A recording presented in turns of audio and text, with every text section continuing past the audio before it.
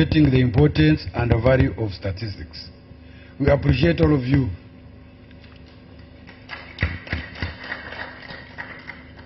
We may take it for granted, but many countries don't know the value of statistics. But for Uganda, the public is now asking questions using the available official statistics, which is important for service delivery in our country.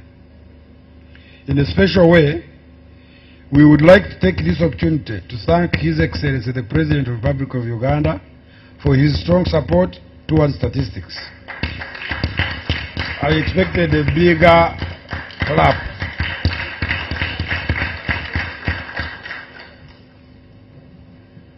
He's a champion of statistics, as you know, and every speech of his draws largely and deeply from official statistics produced by you, boss.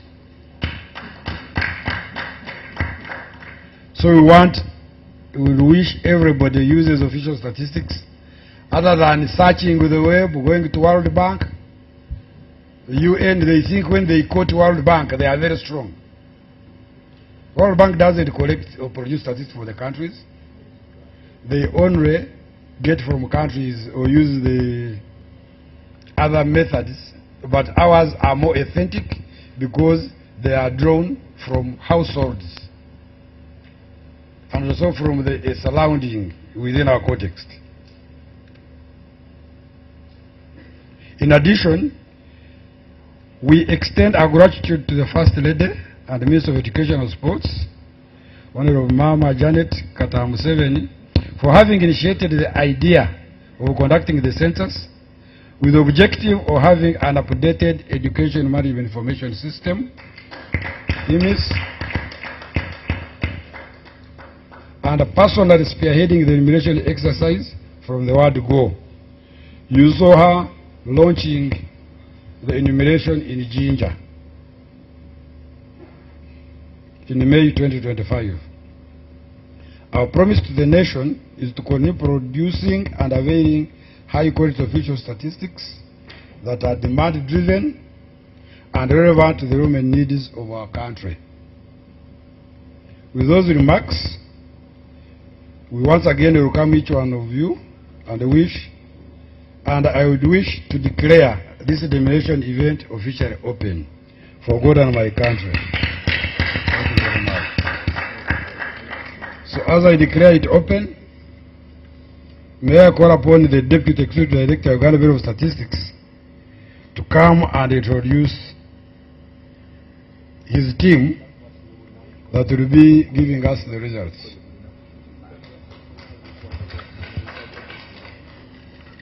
Thank you.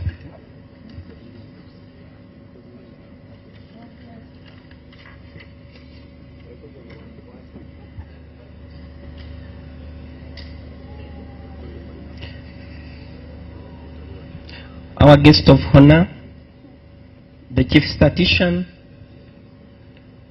I know by the power entrusted to you as the Executive Director and Chief Statistician, we are supposed to officially declare that these are official statistics. By the power you have also entrusted in me, before I will present the findings, I want to request to allow me. I know censuses are a national exercise and everybody is supposed to be part of the census. But in the process, at the end tail, there are those special key important human resources which have put up these numbers, led by the Director, Population and Social Statistics. Can you stand up, those people?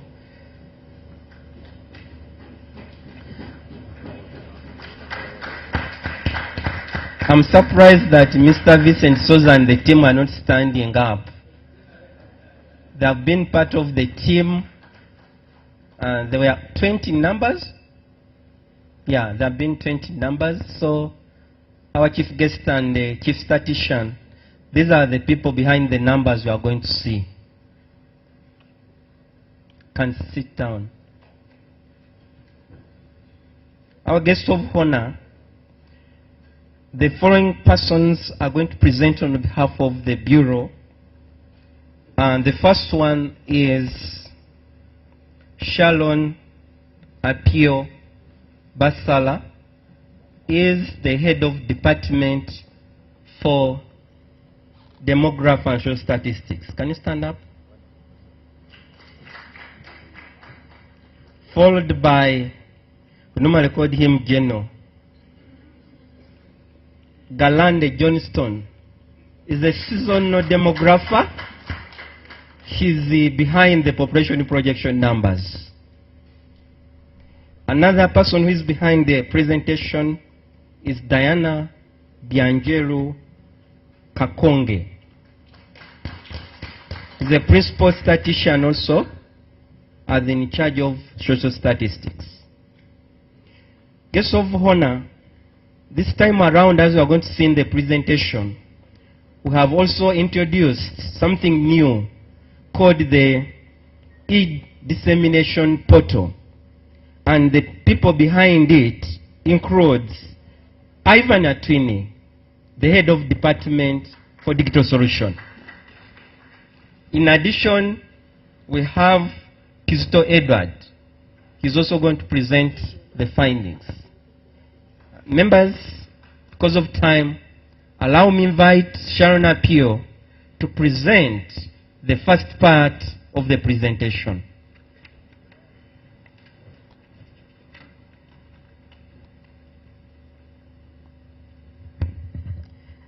Thank you, DED.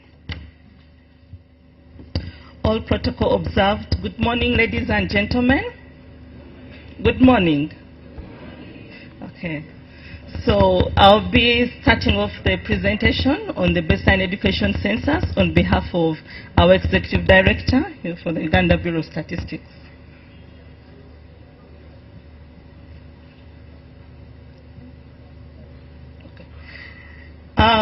The presentation is as per the outline you can see before you.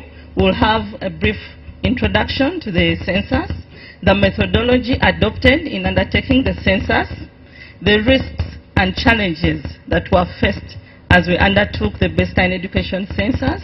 Then we'll present to you the key findings from the census for each education level, and then we'll provide a summary of the findings. And as indicated by the Deputy Executive Director, we shall have a demonstration of our e-dissemination board, and then we'll conclude with few policy recommendations. As well of introduction, ladies and gentlemen, the Baseline Education Census 2025 was the first education census to be undertaken by the Bureau. And it was undertaken with the general objective of generating baseline education statistics on all schools and non-tertiary institutions which follow the formal education curriculum, mainly to strengthen the education management information system. Specifically, the census was undertaken to generate a list of all schools and non-tertiary institutions in the country by level of education. Secondly, it was undertaken to generate data and statistics on the learners, teaching and non-teaching staff in all schools and non-tertiary institutions. Third but not least is to generate data and statistics on infrastructure and instructional materials within schools and non-tertiary institutions. Those were the objectives of the baseline education census. As we go through the presentation, you'll come across some definitions. So I would like to take you through some definitions and concepts that you'll be seeing as we move forward. First, for the census, I spoke about education levels. So when we say pre-primary education level, we refer to the fundamental stage of learning under early childhood development, covering baby class to top class. And this level is mainly designed for children aged 3 to 5 years old. Primary education refers to the first and fundamental level of formal schooling, covering primary 1 to P7, which is a 7-year cycle in the education system. And this is designed for children aged 6 to to 12 years. Secondary education, we will refer to the post-primary level of formal education, formal schooling, that builds upon the foundational knowledge one has acquired in primary education. And this level is mainly designed for persons who are aged 13 to 18 years.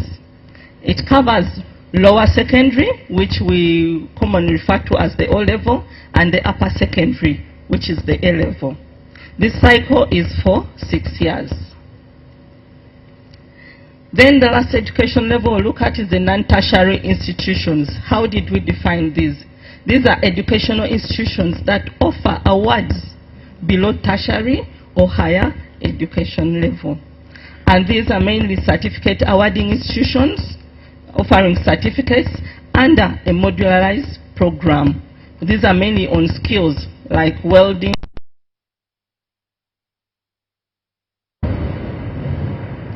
So they offer certificates mainly in skills development, and they admit learners with a minimum of primary leaving examination. So still on the concepts, we will be looking at some indicators. These are measures of quality of education that underscore the outcome of education. So in terms of the measures of quality of education, there are 3 key indicators you'll be looking at. One is the pupil-teacher ratio. This is the proportion of pupils enrolled in a school or education system per teacher. Why do we need this indicator? It's an indicator for teaching workload, personalized instruction, and overall academic performance. So how many teachers are there? How many learners are there per teacher? Pupil classroom ratio. This is the proportion of pupils per classroom in a school or education system. An indicator for adequacy of seating space for effective learning in a given school or institution. The pupil stance ratio is the proportion of pupils per toilet stance, which you would call as a latrine or toilet unit in any given school or institution. This is an indicator of sanitation adequacy and congestion in the education system. In undertaking the baseline education census, we followed several processes. And key to this, the first one, as is in our statistical production cycle, is stakeholder consultations. You need this to ensure that the statistics at the end of the day are relevant, they are of quality, and you're meeting the user needs. So we undertook several stakeholder consultations to determine what we are going to measure, which tools we are going to use, which methodology are we going to adopt. And the stakeholders included, we had a technical working group chaired by the Ministry of Education and Sports. We had the National Council of Higher Education and the Internal Security Organization, among others. So after these consultations, we went ahead to develop the questionnaire, test it, and then we went to recruitment and training of field staff, and then undertook data collection.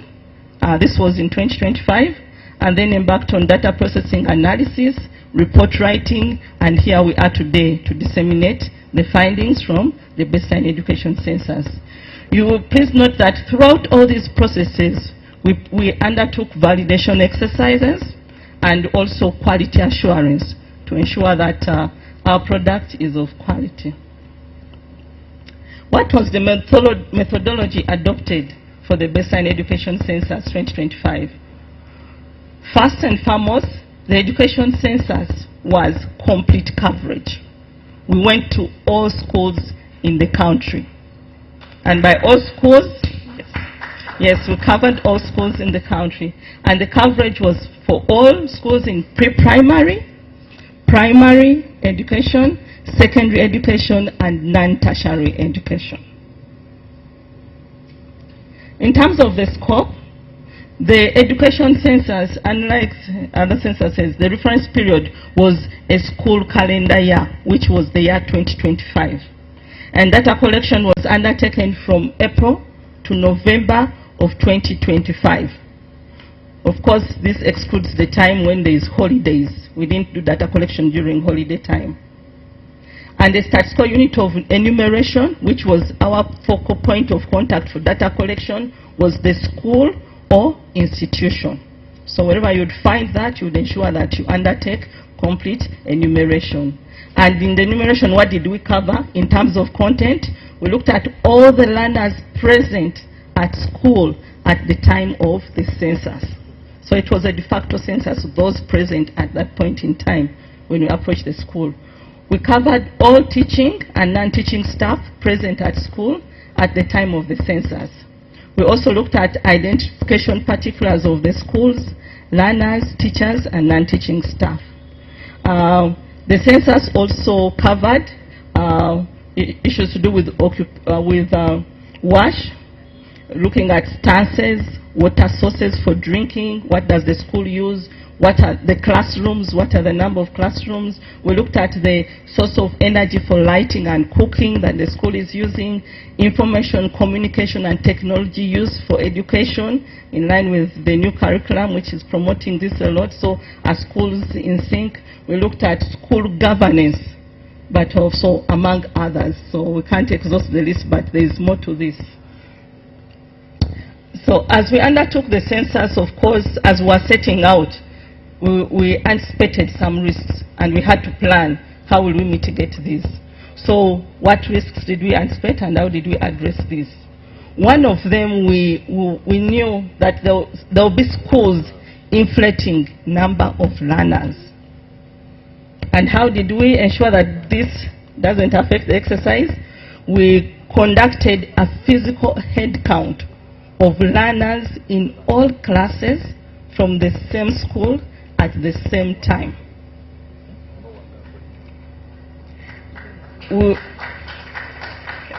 We also ensured that enumeration of all classes in the same school was done at the same time, so we avoid the issue of inflating numbers in a given class or school. But we also expected that learners would be ferried from neighboring private schools to public schools. To ensure that this doesn't happen, what did we do? This was mitigated by visiting all schools in the same area at the same time. We also ensured that we enumerate all classes in the same school at the same time. So we had a phased out kind of data collection. You'd go by region and ensure within a region you go to a district, a parish. Everyone is deployed to ensure that the parish is covered at once, leaving no one behind before you move to the next. But we also ensured that we had unannounced visits to schools. So yes, there was publicity. The schools were expecting us, the teachers and everyone, but they were not certain which day we would be going to the school. So that way, as you ferry, the loss is on you. So we would come in and enumerate and walk out. So that helped to avoid this occurrence of ferrying learners from neighboring schools. But we also anticipated insecurity during the census period, and this was mitigated by working closely with security institutions prior and during enumeration. This mitigated the exposure in terms of security and ensured that the exercise was a success in such areas. So as we're implementing the baseline education census, we faced some challenges. Some risks, of course, materialized into challenges, but some we just found as we were doing the exercise, either data collection or analysis. So we also had to ensure that these are addressed. So what challenges did we find? One was that some schools with more than one education management information system number or the same EMIS number being shared by more than one school.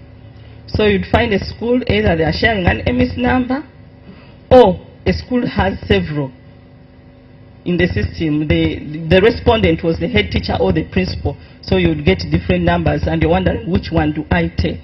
So for us, for statistical purposes and the data collection to continue, we address this by generating a temporary unique code for such schools that had that problem. But we also found that some learners had more than one learner identification number. which is the lean.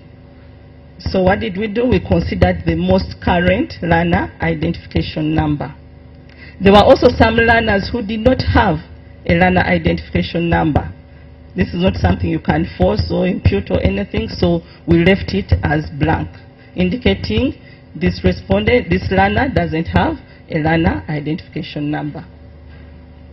There was also difficulty in accessing learners, especially during examination time. And this was addressed by collaborating with the head teachers and following the exam timetable closely to undertake the activity outside examination time. So there had to be a lot of cooperation between the field teams and the school head teachers. There was also reluctance to provide information, mainly in the Greater Kampala metropolitan area. So this was mainly here, but we also experienced it elsewhere. So how did we address this? This was addressed by increased publicity and sensitization to the general public, students, teachers, and parents. The other challenge which we faced was that the teachers strike, which was mainly in public schools. So this was addressed by rescheduling the data collection activities for affected schools until normalcy returned. So you would skip those schools, do the private, those not affected, and then come back. We went back when the strike was called off. The other challenge was early closure of schools before the end of the official term. This was addressed by enumerating the schools in the subsequent phases. We had several phases of data collection, so you would carry it forward and take note that this school was not enumerated because it closed. But amidst all this, there were other measures, including the revisits to schools and the use of digital technology to identify and solve the challenges in real time. So as I indicated earlier, there was validation throughout the census process. So the Bureau conducted a validation exercise over the period of data collection, processing, analysis to strengthen the accuracy and validity of them.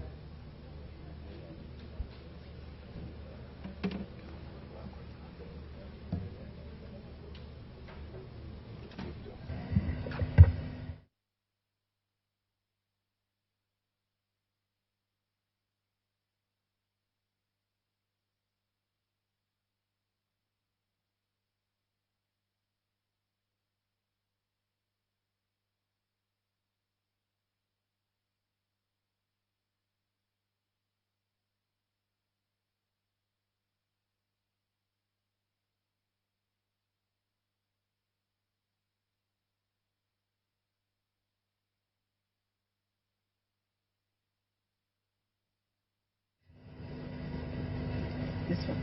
Joshua, can you have this one?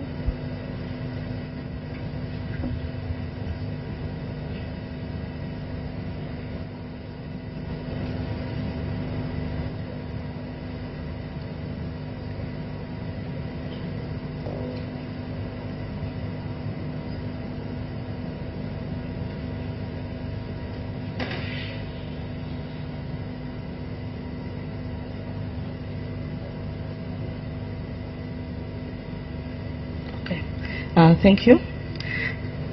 Okay. All right, so as I was saying, the Bureau conducted a validation exercise throughout the baseline education census undertaking. And this was undertaken mainly midway the exercise after phase 1 and 2. And we also undertook the validation at the end of data collection to check what we've done. And the validation findings revealed that, 1, data from the census, the baseline education census, were consistent with those from the validation revisits.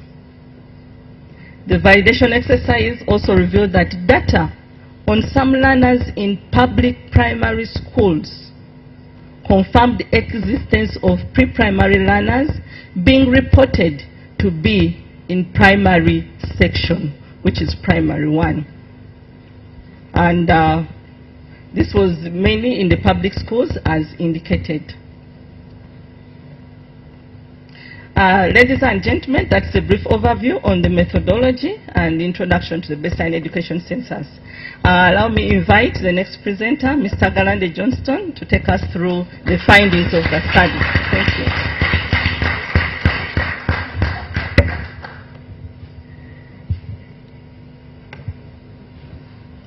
Riding on the already established protocol and as introduced, my name is Johnston Galande. Ladies and gentlemen, allow me to share with you the first part of the findings from the baseline education survey.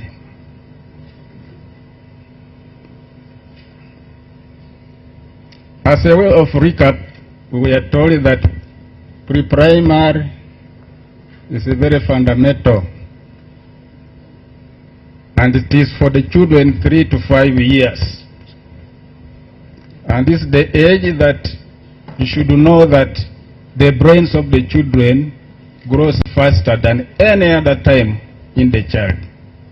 So if you don't bother with your child within this age, whatever you do will determine what the child will be. So ladies and gentlemen, move with me and we'll see what we found out about the pre-primary schools. Overall, in the country we counted 38,347 pre-primary schools. And as you can see, we see that the majority of pre-primary schools are privately owned. However, 3,193 schools are attached to public primary schools. These are the primary schools that disclosed that actually they are having a pre-primary section. For those primary schools that did not disclose, we will realize that we counted them under primary. And as a way of telling you is that in other schools where they did not declare, but we also looked at the children at the age and whatever, they created their own classes, P1 Smart, P1 Junior, P1 Zero, P1 Higher, P1, in the way of hiding that they don't have pre-primary section. So which means 8.3% of the pre-primary schools were attached to public schools.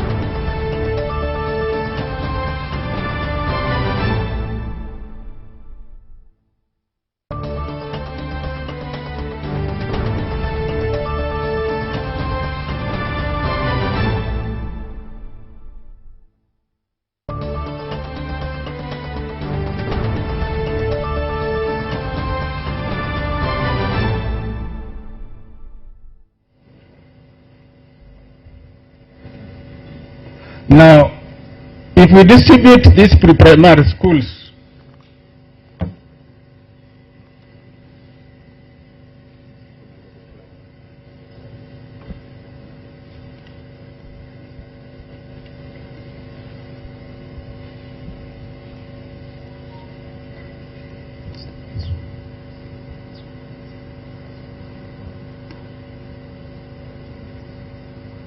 if we distribute these pre-primary schools among the sub-regions that we have, we see that Buganda sub-region takes a lion's share of 15,846. But the good news is that early childhood development is embraced in all sub-regions. However, the lowest number of schools are found in Karamoja sub-region.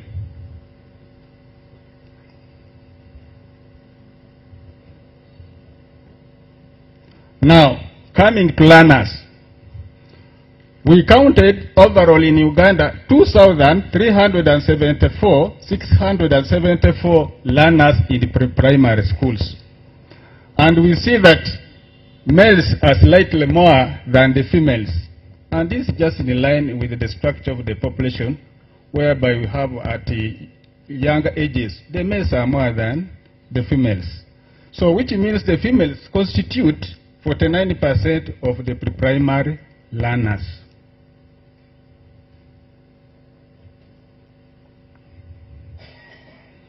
Now, we said that pre-primary is meant for 3 to 5 years, but we can also see that we have some learners who are 6 or more years.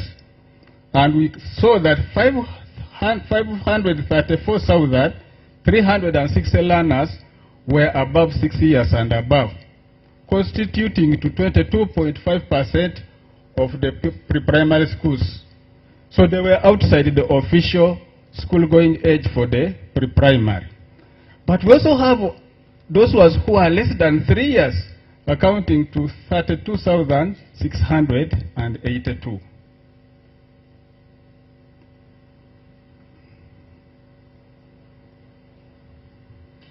Now, when you come to learners by class, we see that baby class and top class are slightly higher than the middle class. And basically this where we have, where I told you that some people enter left, some people over. So you see that the top class could be having some learners who are above. But also some baby class could be having some who are less than 3 years.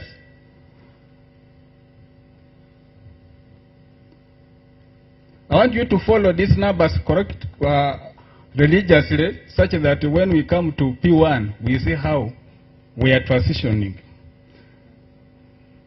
Now, distributing the learners, pre-primary learners by sub-region, we see that Karamoja has the lowest number of learners, and still Uganda has a lion's share of pre-primary learners.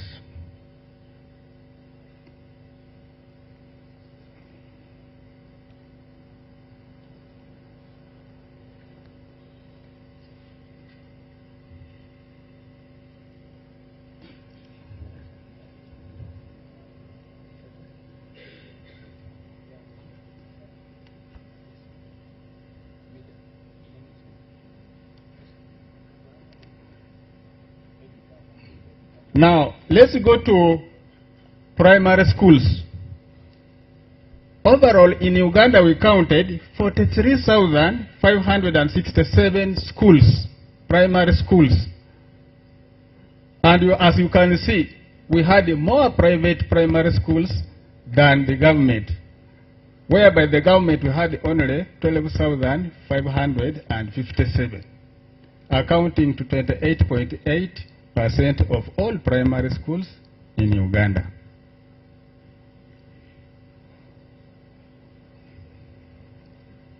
Now, distributing these primary schools by sub-region, we see that Madi sub-region had the lowest number of primary schools, and Uganda had the lion's share of 16,538 primary schools.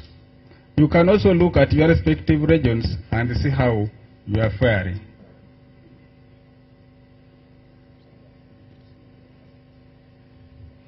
Now,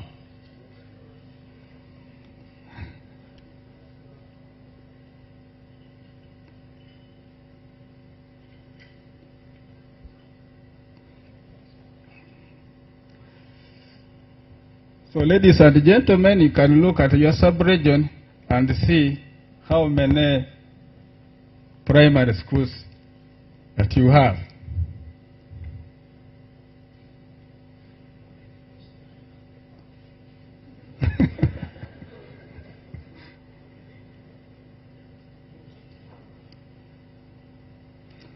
Now, if we wanted to look at these schools by ownership, we see that, like we said, nationally, we have fewer schools compared to private schools. But also you look at public and also private. We see when you look at private, we still have more schools in Uganda, and the lowest is in Karamoja. But when we come to public, the lowest is in Kampala. So which means Kampala has the lowest number of public schools, and the highest remains in Uganda.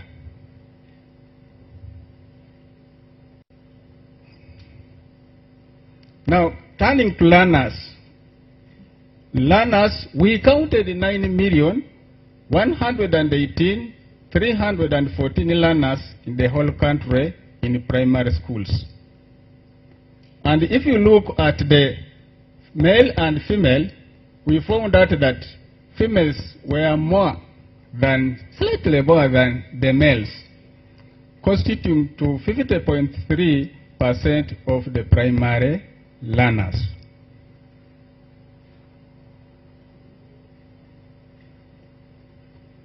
Now, let's disaggregate these learners by class. We see that P1 had the highest number of learners, P3 and P4. But remember, when we were dealing with the pre-primary, we had around 700 learners in pre-primary. So if at all it was a policy that from pre-primary you go to primary one, we would be expecting to see around here also the same number. But here we have 1,000,000.7, additional 1 million, which means there are some learners who join from home to P1. Another thing that we note is that one would have expected a smooth flow from P1, P3, P4, P5 up to P7. But we also noted that there's a traffic jam in P4. People are not moving, and P2. So this is something that either it's from the parents or schools. So it's me and you to see what is bringing up the traffic jam, especially in primary 4.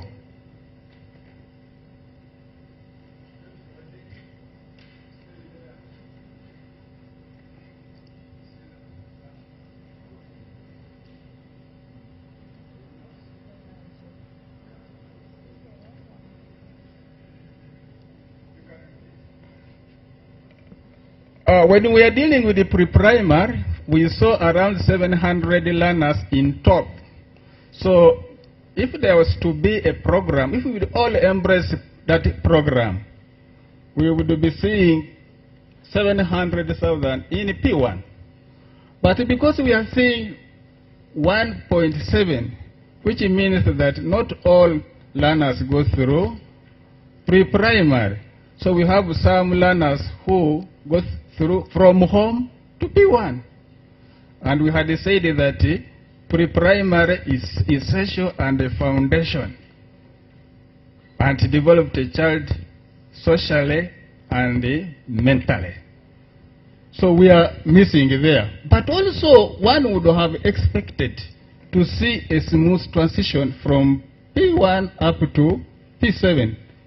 But we see there is a traffic jam in P4 of 1,534,993, which reduces to 1,186,629.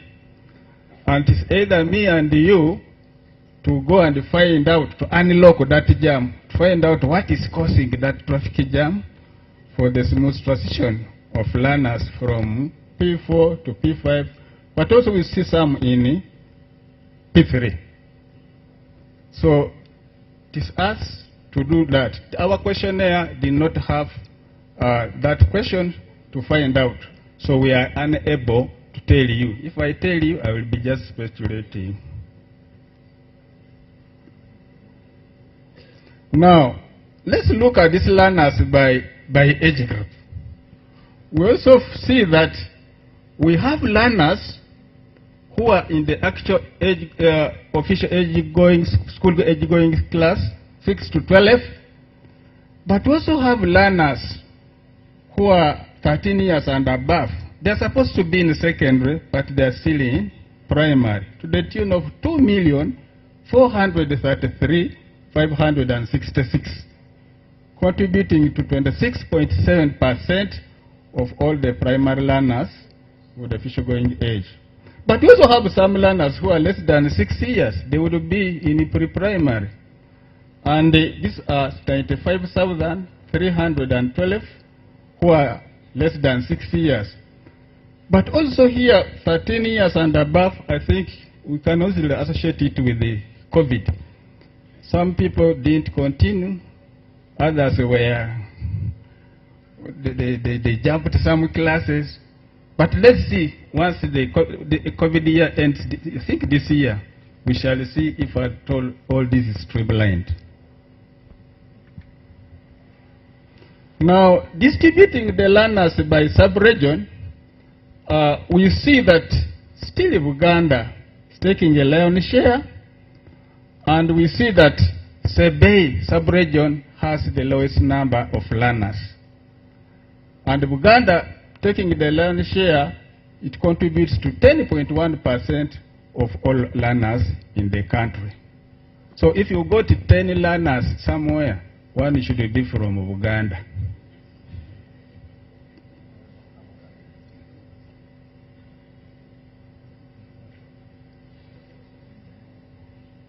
Now, we found out that government schools are fewer than private schools.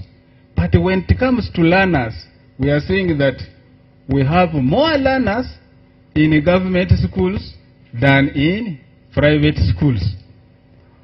Whereby, if you look religiously at all sub-regions, you find that almost all sub-regions, those learners in the government schools are more than those in private, except Uganda and Kampala. The Uganda and Kampala, we have more learners in private than government. And even in Kampala, we have more learners in private than government.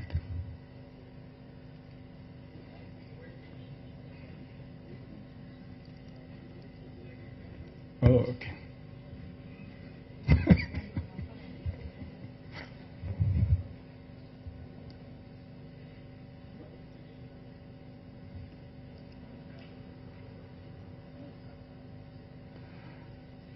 Now, pupil-teacher ratio, as we are told, these are quality measures of education.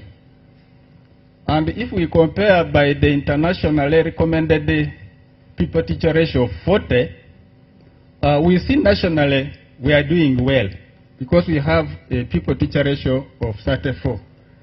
This basically means if we got all teachers and all learners and we distributed equally among them, then each teacher would handle nationally 34 learners.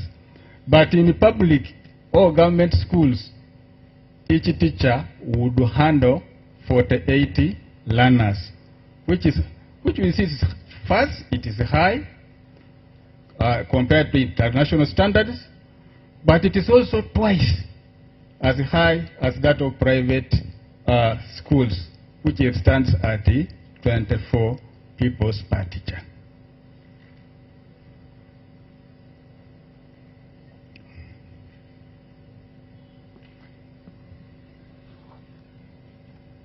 Now, we also covered pupil classroom ratio. I need to mention here that for you to accurately measure the pupil classroom ratio, you need to take some measurements for a standard class. But as you are aware, not all classes in Uganda are the same. So the census did not measure the classes, so we did not establish the standard classes. Now, regardless of the classrooms, the size of the classrooms, if we distributed our learners nationally, each classroom would accommodate 31 learners. But in the public government schools, we see that it would take 50 learners. So we see some congestion in public schools as compared to private schools, where there are only 21 learners per school, per classroom.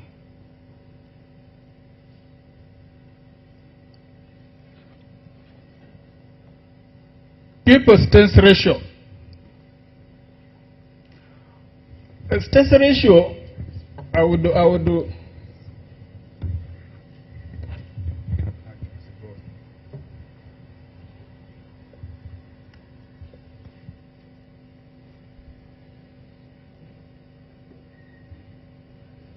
Stress ratio, I would relate it to a hole.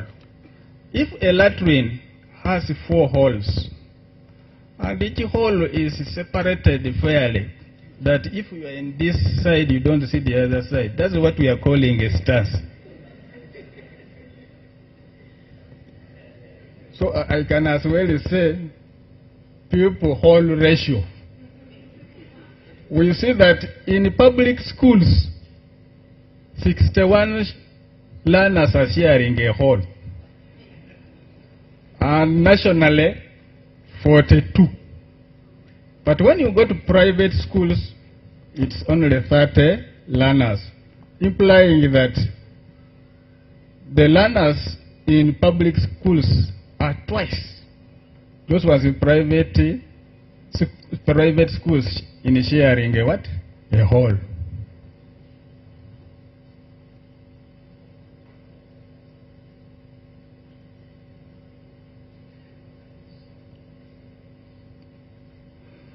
Now, with the inception of universal primary education, there was a surge in enrollment in 1997, and the government committed to expand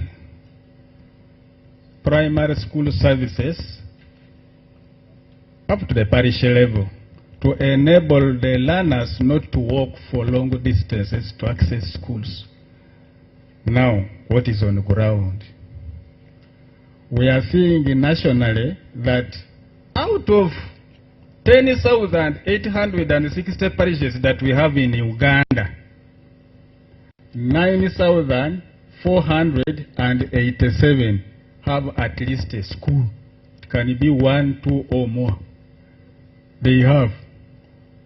Now, on the other side of the coin, 1,373 parishes don't have a school at all. And you can see the distribution. For those who don't have schools, you see that Buganda 32, but we also have Karamoja 211. But let me also talk on my sub-region, Wicked. We don't have 51 parishes without a school.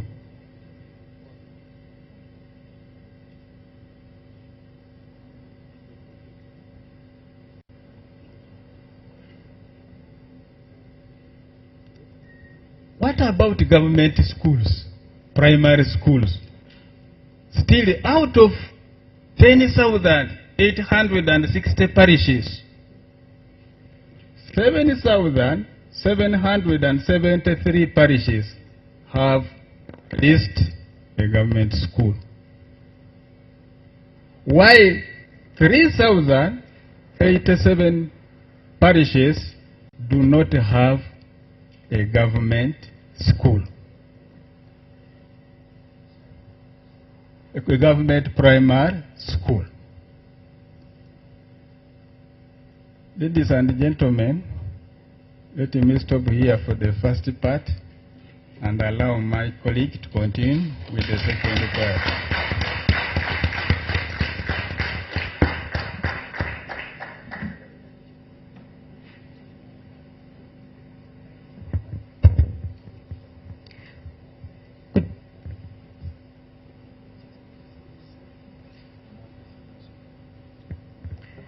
Good afternoon, ladies and gentlemen. Allow me ride on the protocol that has already been established and proceed to what happens after primary school. We go to secondary education and we look at the findings from the census.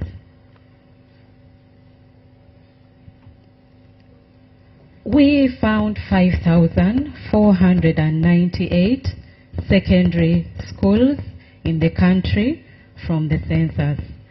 We can see that the public schools are 1,484, accounting for 27% of all the secondary schools in the country. Breaking this down by sub-region, we see that Buganda has the highest number of secondary schools and Karamoja has the least number of secondary schools. We can look at our regions and see how many secondary schools we have, depending on where your interest is.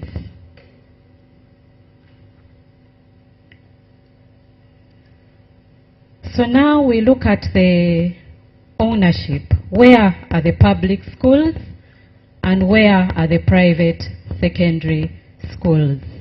As mentioned earlier, the public secondary schools are fewer than the private secondary schools.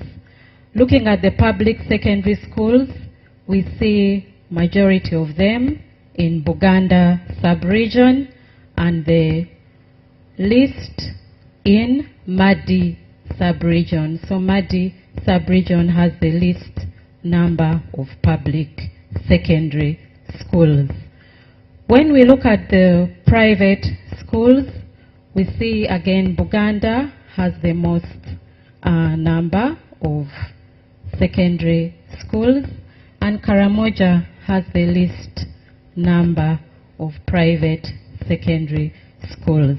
And the distribution across the sub-regions is like that.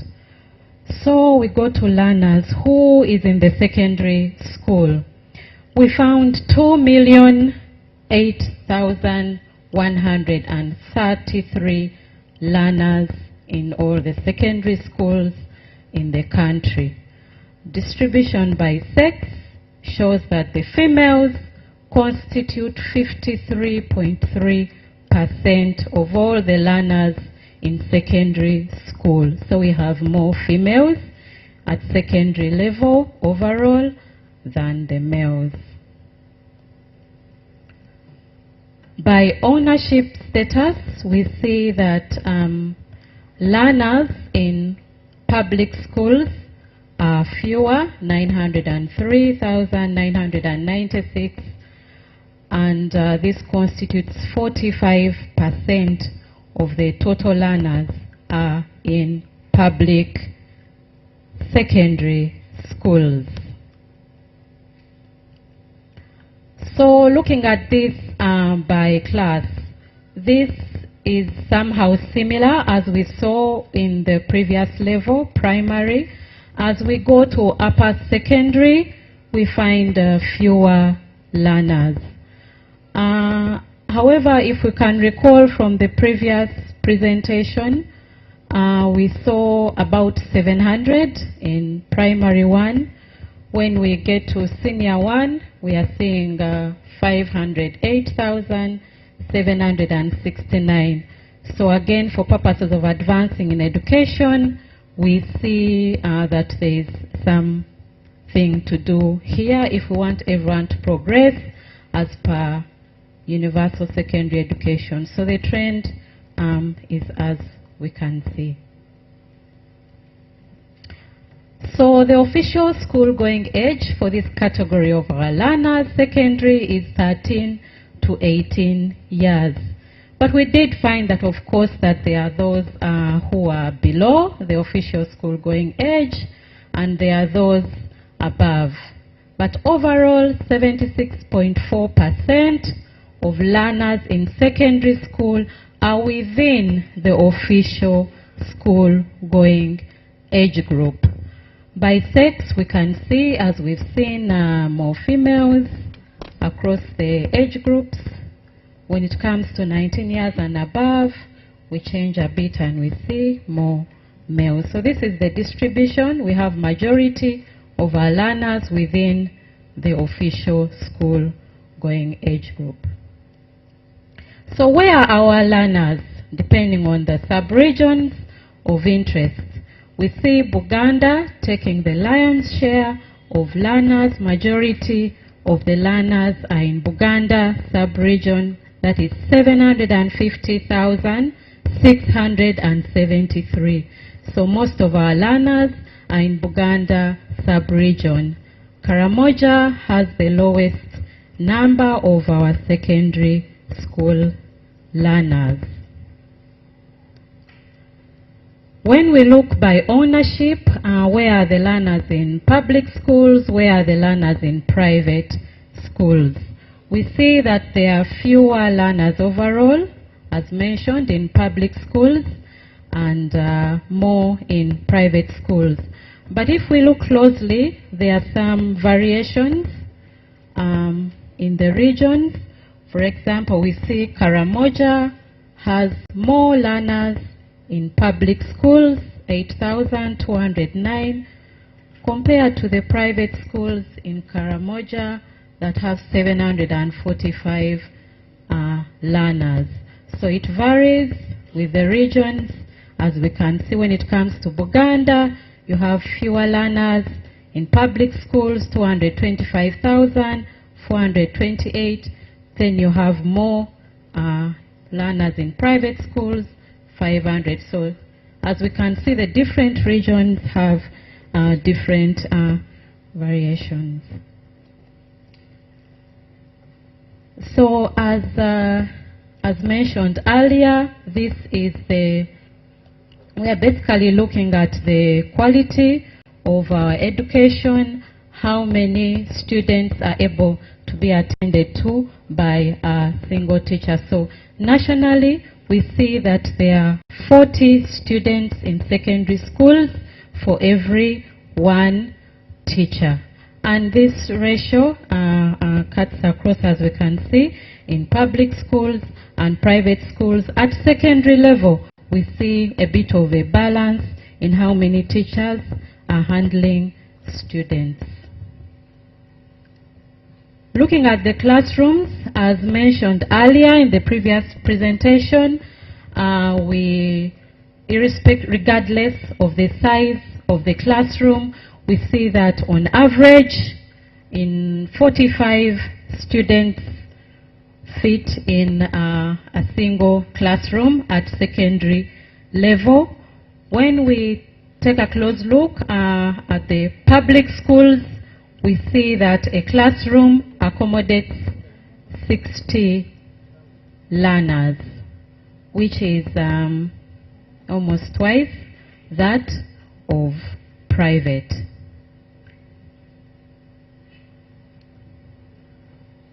So as mentioned, this is the one hall. So when it comes to secondary level, we see that on average there are 40 students using one stance, and in public schools we have up to 58 students using one stance, which is much lower in private schools.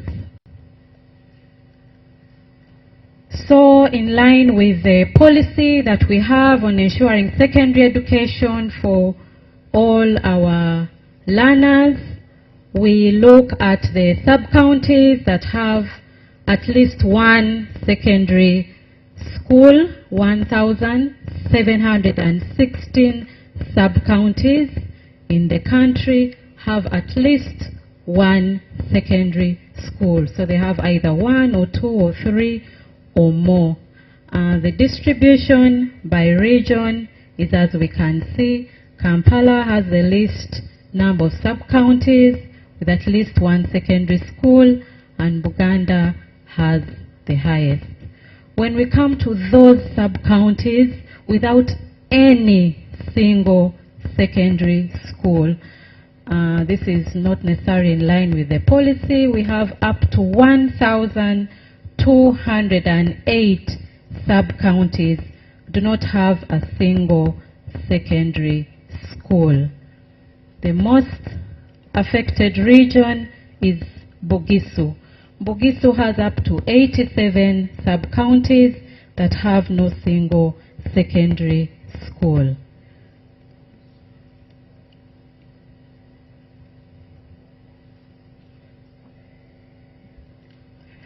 So we come down specifically to public secondary schools. We see that on a good note, 1,208 sub-counties in the country have at least one public secondary school. And however, 1,007 sub-counties do not have any public secondary school. Again, Bugisu is quite affected. Bugisu sub-region has up to 110 sub-counties without a public secondary school. We can see the distribution within the regions, the sub-regions. So now we move on to non-tertiary education and look at what is happening. We found 830 non-tertiary institutions in the country, and of these 16.5% were public owned. We found 74,024 learners in our non-tertiary institutions, and when we look by ownership, we see that in the public schools and learners, while in private schools there are 48,673 learners. Generally, when we look at the blue bars, we can see that there are generally more males in the non-tertiary institutions compared to females. With that, I'll give us a summary of what we have had since we began the presentations, just to recap us by level.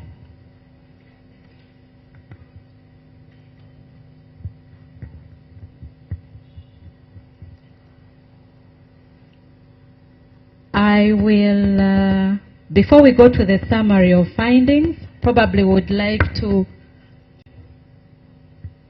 okay. So let's have a summary of this, and then my colleague will. So the most foundational level of education, pre-primary education, this is a snapshot of what we found. As mentioned earlier, 38,347 schools, with more private than those attached to public schools, as explained earlier. We found 2,374,674 learners in our most basic level and foundational level of education, where there were more males than females. At pre-primary level, there were 29 pupils for every one teacher, about 20 pupils on average in each class of pre-primary, and 23 pupils using one stance. At primary level, as a recap, we found 43,567 schools, with more private than public. We found 9,118,314 learners in primary education, with slightly more females than males. Now, at primary level, we found that there were 34 pupils for every one teacher. But specifically in government schools, we found that one teacher is attending to 48 pupils. Now, the standard is 40. Ideally, a teacher should be handling 40 students. But in public schools, one teacher is handling 48 student pupils. When it comes to the private schools, this is much lower and within the international recommendations of UNESCO. One teacher in a private school is handling 24 pupils, which is within the recommended number of one teacher for 40 pupils. We found 31 pupils being able to fit in every one class on average, and 42 pupils in primary we are using one stance. Now, looking closely at the policies to ensure education for all in primary, we saw that 3,087 out of all the 10,860 parishes that we have in the country, that is about 28.4% of the parishes do not have a government primary school. When it comes to overall, 1,373 parishes out of the 10,860 parishes that we have, that is about 12.6% of the parishes have no primary school at all.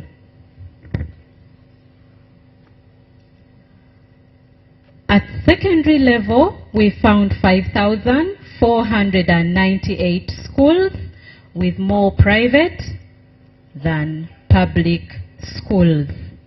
The learners were 2,008,133 with more females than males. Now, at secondary level, we found that nationally, one teacher was handling 40 students. In government schools, it was a little bit higher. One teacher is handling 41 students. Again, this is high, much higher than the recommended standard. It is recommended that one teacher handles 25 or about 30 students at secondary level. But in government schools, one teacher is handling 41 students. In private schools, now they are also not doing well. One teacher is handling 40 students, far below the recommended 25 students for every one teacher. In secondary level, we found that there are about 45 students in every classroom and about 40 students using one stance. Now, in regard to the policy, we have seen that 1,007 out of 2,209 sub-counties or town councils, that is about 45.5% of the sub-counties do not have a government secondary school. When it comes to no secondary school at all, we have 1,208 sub-counties out of the 2,209, which is about 54.7% of the sub-counties do not have a single secondary school. And this is the summary also of the education institutions. We found 830 institutions with 74,024 learners. So at this point, allow me to invite my colleague, Eddie, to come and give us a hands-on of what we've been seeing. I thank you for listening to me.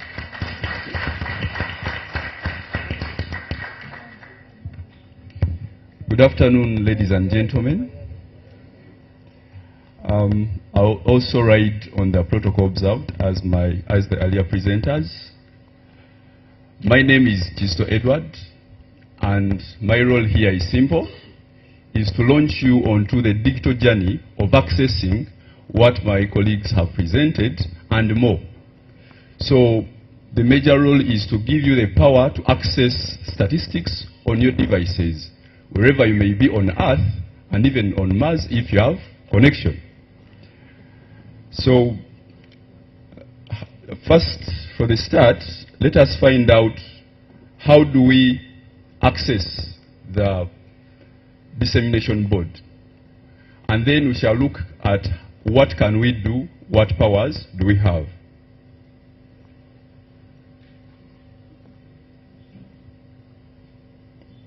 So for the colleagues on Zoom, I've shared so that they can also be able to access this. So how we access, we start by visiting the UBOS website. That is www.ubos.org. That is the entry point to all our digital platforms. While you're there, you'll see data portals. And the very first one there is our data dissemination portal. The Bureau has made various efforts to make sure that accessibility is pushed to the last user and give you the power on your devices wherever you may be. And we have several portals that we've been working on. Among them, the National Population and Housing Census portal, but much more that we are still working on. So this is the list of portals, and BEG 2025 is the second one. While there, we see the exact figures as presented earlier by the colleagues. So first, I want to give you an overview of the various ways we can explore this data.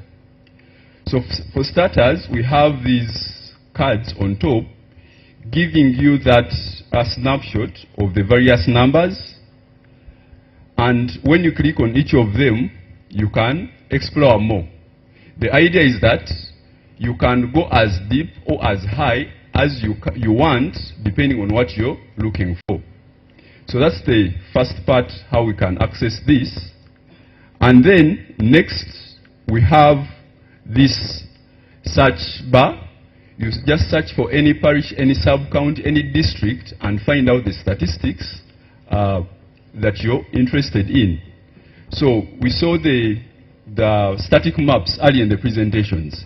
Here you just search for any sub-county, any parish, and then get the figures on your device. And then we have the dissemination board, which has the various cards, as we shall see. And then we also have the map. So previously you saw a static map, but we are going to see a map.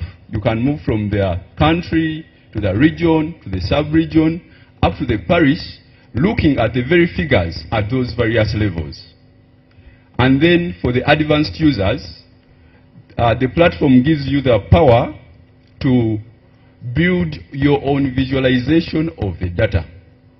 For example, you want to see certain columns, certain rows, you want to export this data. So for the advanced users, we shall also see how we can do that. Allow me start with the board. So at this level, we see the national picture, with the first column showing us the pre-primary, showing us the learners. Those are 2,374,674 learners in 38,347 schools with 82,764 teachers, giving us a pupil-teacher ratio of 28. So the same goes for primary, and then for secondary. And while at that, we have more indicators when we scroll down. Unlike what we saw earlier, this you can navigate, you can download a picture of it. If you want, you can view the numbers themselves and also export them and do your own analysis as you may want. So this is the power that this platform gives you, rather than reading the static reports, looking at the static pictures. And then when we scroll down, we have more indicators. As I indicated earlier, we have the map. I want to give you this first overview of what we can do, and then we can take an example and move there. So allow me now show you the map. So from the map, we see the regional picture. And we can see the different color bands. Buganda, as indicated earlier, you can see on the left, we have our indicator of primary schools, and we are seeing the 4 regions. So the dark blue is where you have the highest, and the most light blue is where you have the lowest. If you hover or put your cursor or you long press using your mobile phone, you'll see that you have the 2,687,911 primary learners with the 17,901 in 17,901 schools at that level. We can choose a region to go deeper. So at this very point, you can decide to view this on the dashboard, as I indicated earlier, or even go down at the district levels. So let's go and look at the districts in the Western region, and we can decide to pick, let's pick one of the districts here. Let me pick Rwanda district. And while on top of this, I can see the summary. We have 47,509 learners in 238 primary schools. Okay? If we click and go to the sub-county level, we can see now the distribution of these schools at the sub-county levels. And from the color bands, we can see Mukoko and Hamura having 38, which is the highest number here. And then we see some sub-counties that actually have less numbers. Let's pick on one of these and go to the parish level. So at the parish level, we have Kagunga with 5 schools, and then Chishanje with 4 schools. So this is the power that this tool gives you, and at the same level, like I indicated earlier, this gives you what you've seen and more. Now, let us pick secondary schools. I can have the national picture of secondary schools and also look at the regions. If I go to the north for the secondary schools, we can see we have 193,223 secondary school learners in 604 schools. Okay? While there, in this time, let me go to the dashboard and see more details at that level. So you realize when I click there, I've come to the northern region, and I can see pre-primary, I can see primary, secondary, as we saw earlier.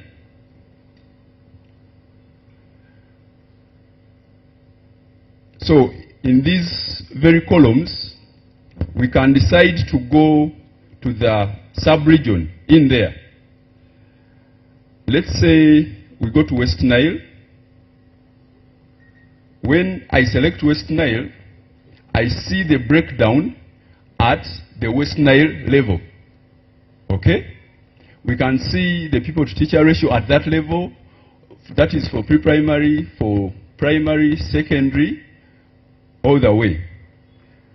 And then I can choose a district. Maracha. So when we take Maracha, we see at the primary level, we have 48,297 learners in 95 schools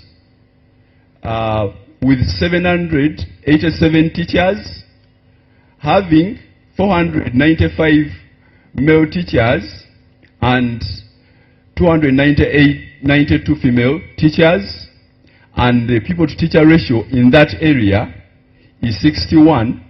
We can compare that to the national and see what interventions need to be done there. For secondary, we have 4,154 learners in 13 schools, and with 127 teachers, and the people-teacher ratio is 33. We can go deeper in this. If you could take me on still on that journey, we can choose a county. Maracha County or Maracha East? Okay. So let's choose Agai Town Council. We could choose what is your exact. Okay, thank you. So when we go to this Agai Town Council, we see 2 pre-primary schools, and they're both private. Okay? No public. Then in primary, we see 1,361 learners in 5 schools. Then in secondary, we see 126 learners in one school, and it is public. So there is no public, there is no private secondary school there.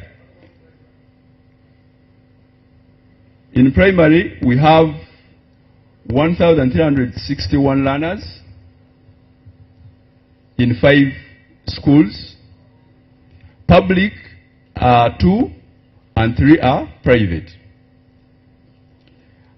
So we can go to the lowest level, that is parish, and we see the primary schools which are there. So you're going to note that for the secondary schools, we are totaling up to the sub-county level, as the policy mentions. And then for primary schools, we can go into the parish. So in this Godiria ward, we have one pre-primary school, and it is private. And then we have 707 learners, of which 349 are males, 358 female, within 3 schools. 2 are private and 1 is public.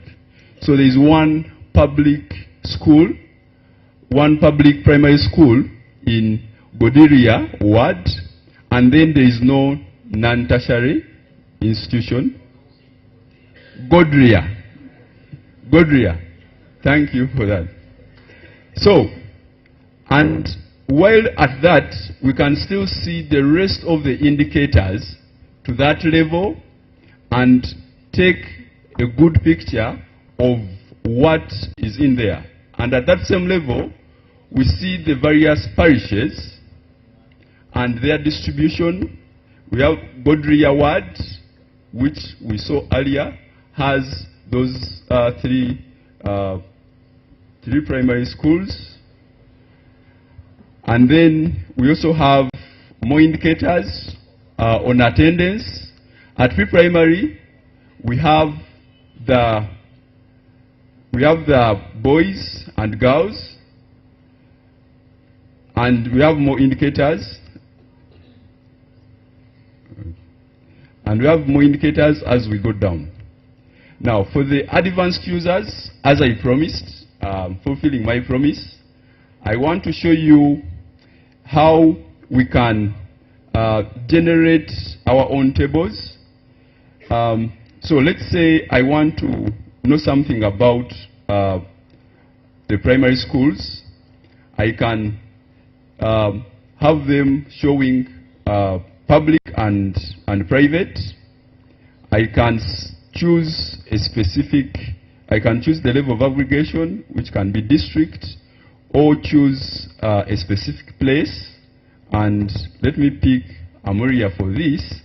And for Amuria, I have generated my own bar chart, and I can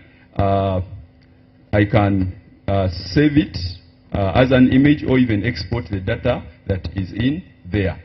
So that is the power that you have on this platform. Just get your mobile device, your smartphone, your laptop, any computer that you have, visit the UBOS website, go to the data portals, and you have all that access with you. Thank you very much. Allow me to end here.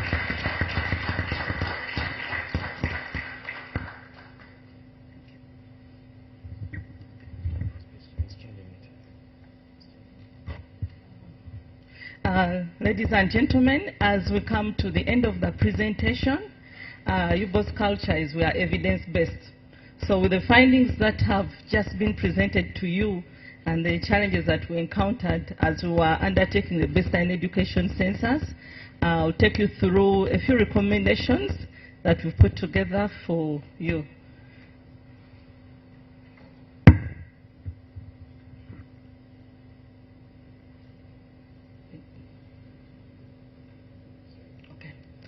So one is that we found that learners without learner identification did exist. And what is the recommendation? We are saying that these learners should be allocated a learner identification number, but preferably the national identification number. So the learner identification number should be replaced with a NIN for all learners for easy tracking, beyond even the education process system. All schools should be registered on the EMIS, that is the Education Management Information System. And those with schools which had 2 EMIS numbers and those with duplicates, we are saying this should be reconciled so that they have only 1 EMIS numbers. As noted, there were pre-primary classes operating in government primary schools that are not formally recognized. Hence, These should be streamlined for accurate planning and resource allocation.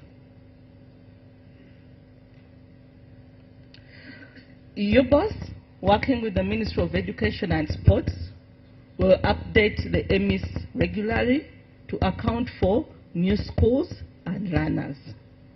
We also recommend that the Ministry of Education and Sports, working with the National Identification and Registration Authority, should ensure that all learners have a national identification number.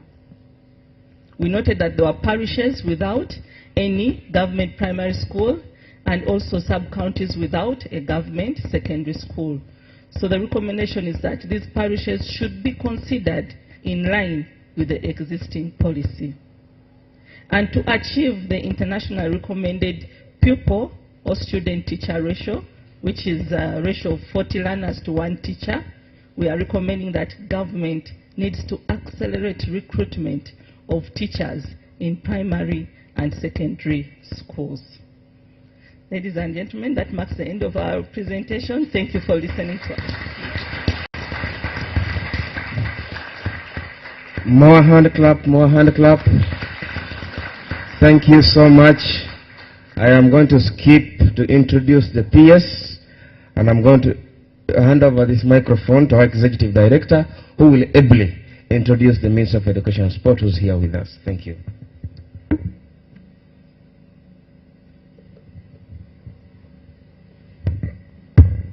Thank you, Didakas. I want to welcome my sister, the Permanent Secretary, Minister of Education. I remember we started this journey together in 2000, where we recruited, trained everybody. In February, March, beginning March, we were supposed to start, and COVID-19. That exercise was suspended, but we continued the promise that when the country comes to normalcy, we shall conduct the census, and here we are. And I'm happy. That time we were a director, now we are in charge of things. You are now a PS in charge of things. We have presented data that has huge information that we use in managing the education sector, up to non-tertiary. Now, I wanted to make some few supplementary points from the presentation, that these are runners. We do not take their area of origin, birth. So when you hear that Uganda had the highest, it's not that all these are from Uganda region. And I think it's not surprising, all of us, we invite to come to these good schools, Namagunga, Kayaza, Budo, Namiryango, where you went. So I was counted there, but does it mean that I am an origin from Uganda? So we should interpret it as that these are runners who have ability to move to wherever they want. Secondly, we've not presented, I'm surprised we didn't have a slide on learners with special needs, and I know you captured that. So the report has that information.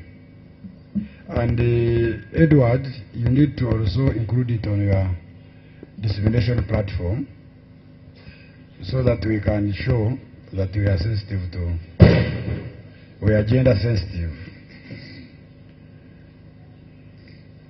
And then refugees. Could refugees be responsible for those learners in primary school that are over the age or not? And I remember we had that question. So we need to address it as we finalize the dashboard, the platform, and the detailed report, so that it can be used to inform policy. With these few remarks, may I invite the Permanent Secretary, if she wishes to move majestically to the podium, and make your remarks. Then when you finish, you help me invite the chief guest, who is the chairman, board of directors, to give his closing remarks. Thank you.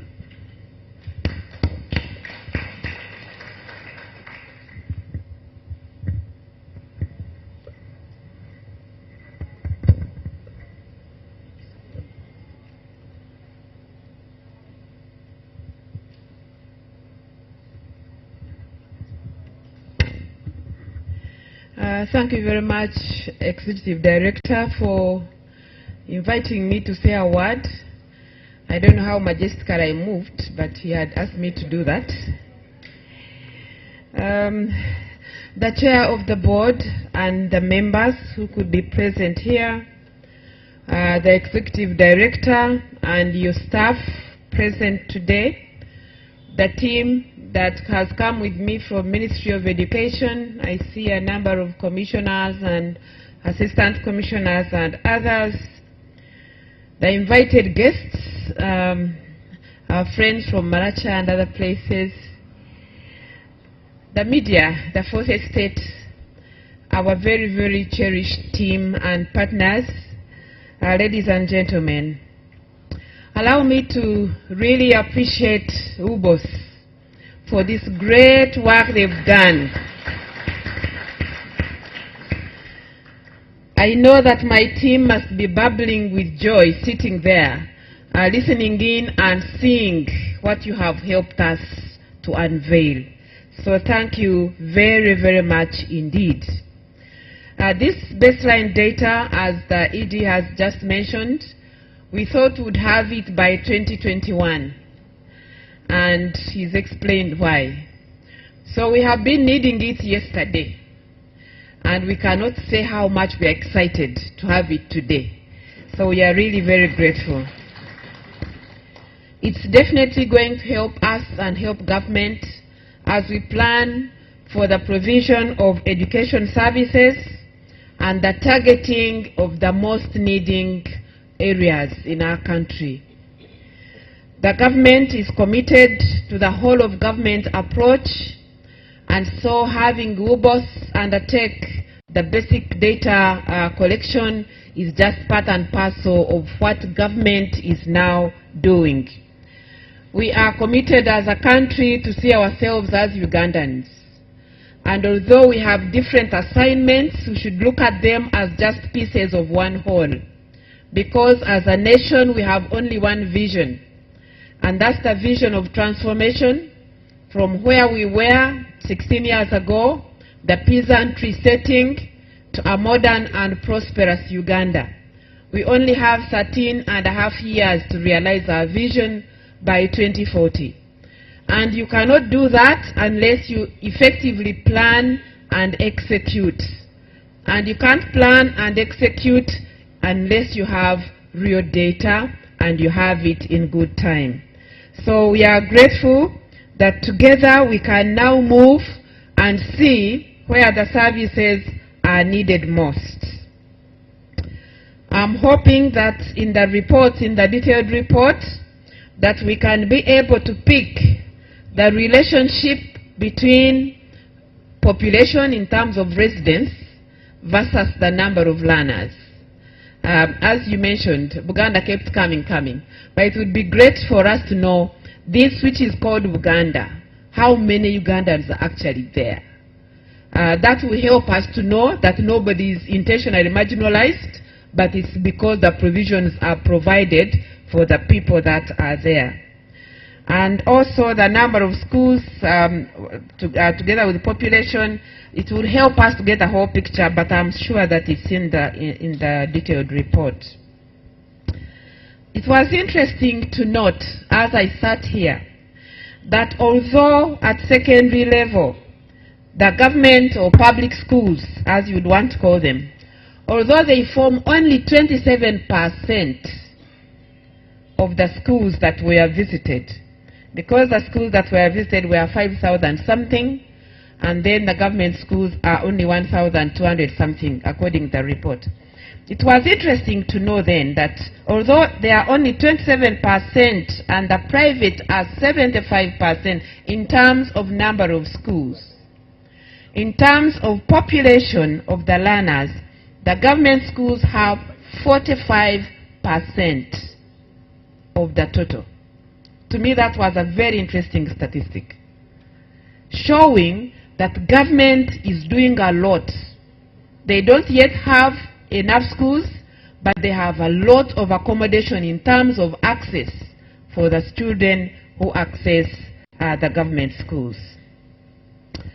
I was also intrigued to think that I think in the main report I'll find it, because it was a bit disheartening to see that the A-levels, those who do A-levels, are quite few compared to those who sit P7 and those who sit O-levels. I think the slide that was shown here, the O-levels were almost 4,000, were 3,000, almost 300 and almost 400,000. I think it was 380 something thousand. But those who did A-level were just over 100,000.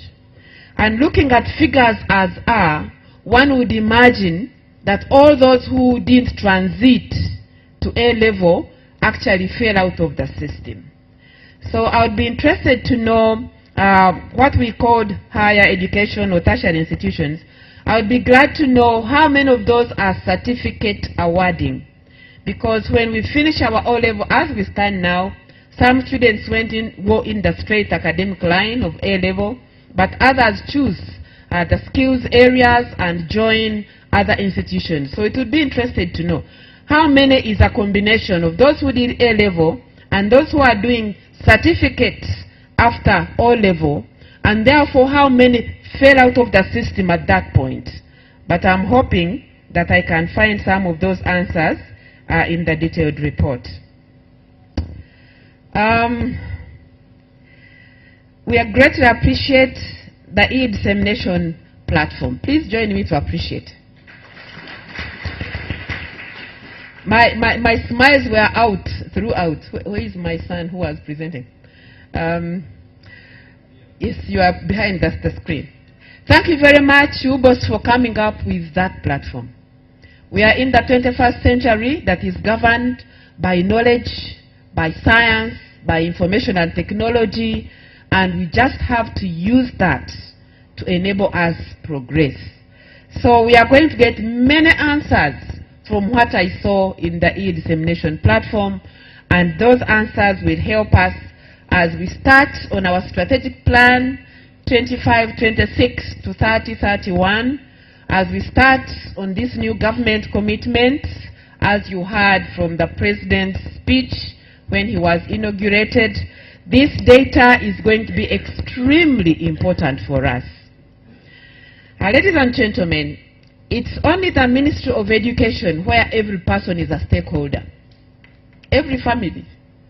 You are either in school yourself or institution, or you are a parent or a guardian or a grandparent or something. All of us are interested in what happens in education.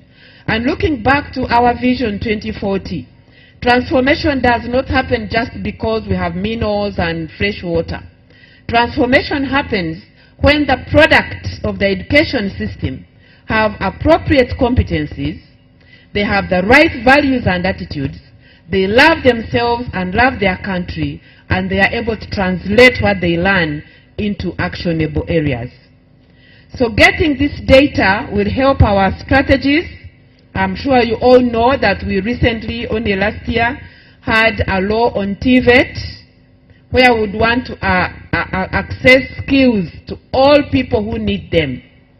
You could be a graduate of whichever course, but you don't yet see what you can put your hands on. And now our TVET law, which is building on the TVET policy 2019, provides you an opportunity to get into a TVET skills provision where you can get more skills. In this global village, we talk about multi-skilling because we are very many people and the jobs that they talked about then have shrunk. So we are happy that we have this. We are going to use it to the maximum that we can. As I conclude, I would like to say that the big numbers of sub-counties without yet public school and parishes, they are quite a pain. However, they also have a connotation with the rate at which we have grown as a population, but also the rate at which we have grown as local governments. Since I'm going to invite the chair of the board to speak, when he was still with us in 2015, we did an assessment of the secondary school coverage at that time. And I remember that we had only 365 sub-counties without any form of government institution. 365 in 2015. And you remember that it's in 2016 manifesto when the president first committed to provide a secondary school per sub-county. As I talk now, since 2016, we have either built or grant-aided more than 500 secondary schools. In the recent past, through your gift, we are... But you saw the number of sub-counties without any, more than 1,000. So if we had remained with the sub-counties then, we would now have excess. But because of the proliferation of local governments, we keep having more and more, which we don't have. So this data is going to help us because we can now zoom in and see what's the population in this sub-county and the population in the next sub-county. So which one do we pick instead of looking at just a sub-county without? This data is going to help us know where is the great population of school-going age at different levels so that we target those ones to first put a school there before we can look at just a sub-county in general.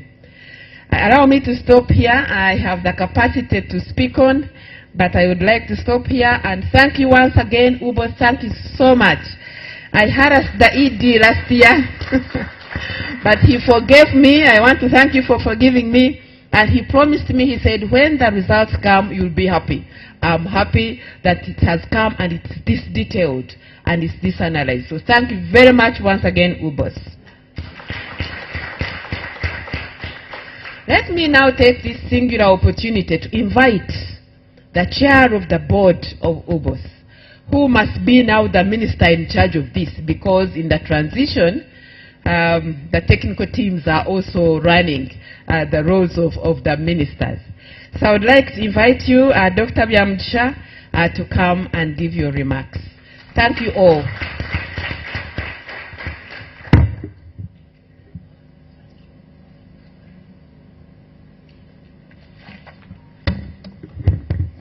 Thank you very much,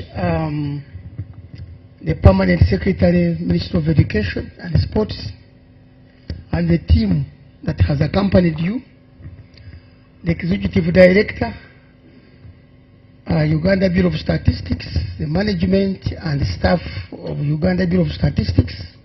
We also have, of course, I recognize the special guest, the RC from Maracha, members of the media fraternity, all participants joining us physically and virtually, and viewers following this dissemination live through TVs, radios, online platforms, and even using now this e-dissemination platform. Distinguished guests, ladies and gentlemen, good afternoon. Good afternoon. On behalf of the Uganda Bureau of Statistics Board of Directors, Management and Staff, let me begin by thanking all of you for joining us today for the dissemination of the Basic Education Census 2025 report. Your presence demonstrates the continued national commitment towards strengthening evidence-based planning, policy formulation, and service delivery in Uganda. I wish also to commend the government of Uganda under the visionary leadership of His Excellency President Yoweri Kaguta Museveni and the National Resistance Movement government for the deliberate and sustained investment in education as a foundation for national transformation. The introduction of universal primary education in 1997 and universal secondary education in 2007 remains one of the most transformative social policies in Uganda's history. These interventions opened the opportunities for millions of Ugandan children, especially those from vulnerable and low-income households, to access education regardless of their socio-economic background. The introduction of universal primary education in 1997 increased the primary school enrollment from about 2.5 million learners in the mid-1990s to over 8 million learners within a few years. Similarly, universal secondary education, introduced in 2007, significantly expanded access to secondary education, especially for the children from rural and low-income households. These reforms remain among the most impactful pro-poor policies implemented by the NRM government. I also wish to specifically appreciate the Ministry of Education and Sports, led by Honorable Mama Janet Kataha Museveni, together with the technical leadership of the ministry led by Dr. Kedres Tuliagenda, who is with us here, for continuously prioritizing evidence-based planning in the education sector. We particularly thank the ministry for demanding and supporting the undertaking of the baseline education census 2025, and for actively participating throughout the entire exercise. This demonstrates government's commitment to making policy decisions based on credible statistics and evidence. I also wish to sincerely appreciate the Ministry of Finance, Planning and Economic Development for the continued financial support towards national statistical production and evidence generation in Uganda. Many of the important studies, censuses, and surveys undertaken by the Uganda Bureau of Statistics and sector institutions are made possible because government continues to allocate resources for data production and statistical strengthening. This demonstrates government's recognition that quality statistics are indispensable for national planning, budgeting, monitoring, and accountability. I also congratulate the Executive Director, Dr. Prince Muchiza, with your management and staff for the professionalism. And the technical competence exhibited in producing quality, credible, and timely statistics.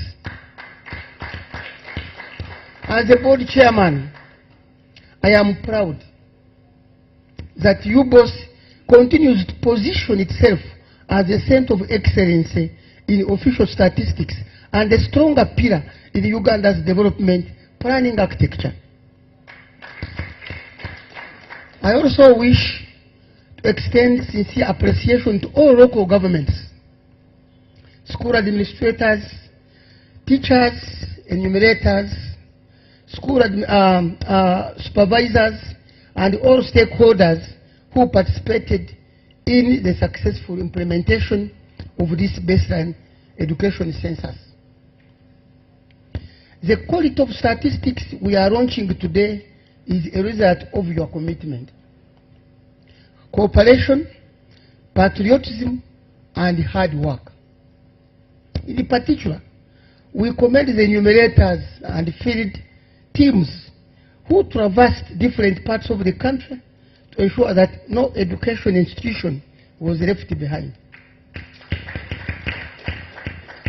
Your contribution has strengthened Uganda's national statistical system and enhanced the availability of reliable education data for planning and decision making.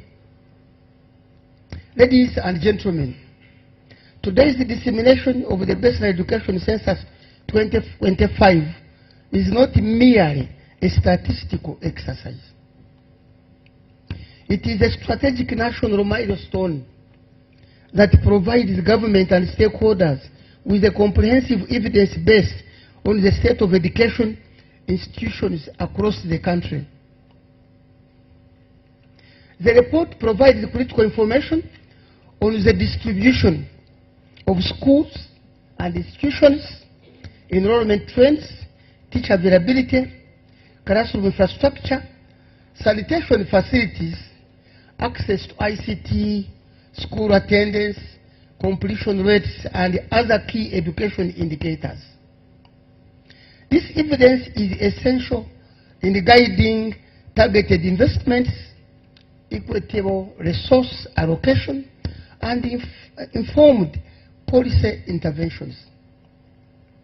The findings come at a very important time when the government is implementing the fourth National Development Plan, whose focus is wealth creation, industrialization, human capital development, and socio-economic transformation. Education remains central in delivering the skilled and productive population required to drive Uganda into a modern and prosperous economy. The government's policy direction of transitioning from theoretical education to competence-based and skills-oriented learning is timely and strategic.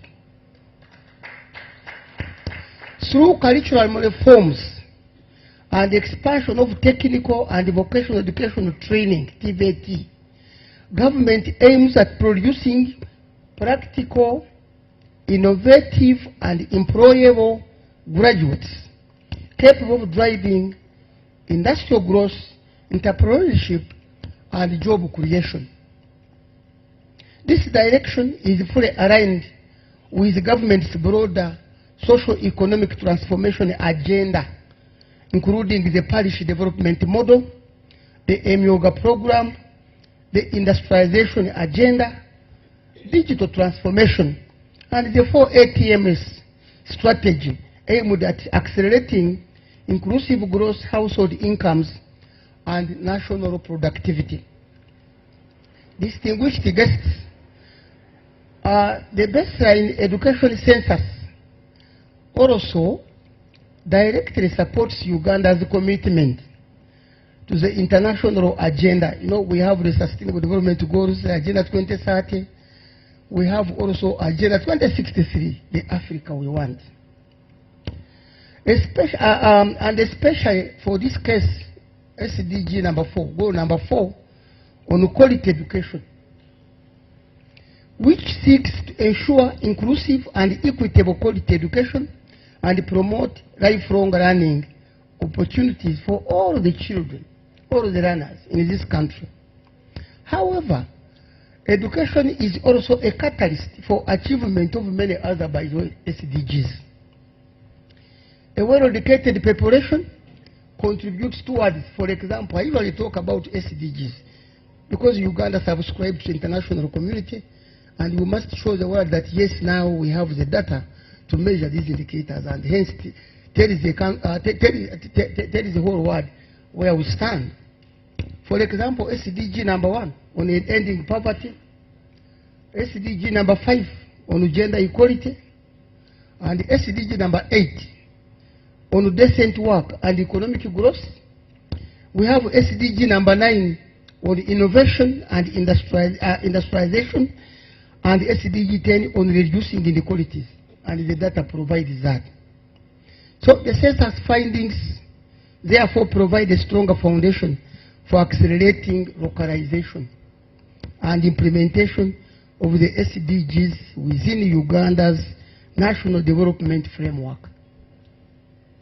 The availability of disaggregated education data will enable government to better target vulnerable regions and populations, including girls, children with disabilities, and underserved communities.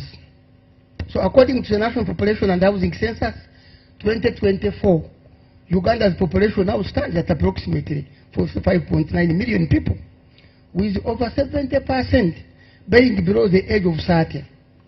So this makes Uganda one of the youngest populations in the world.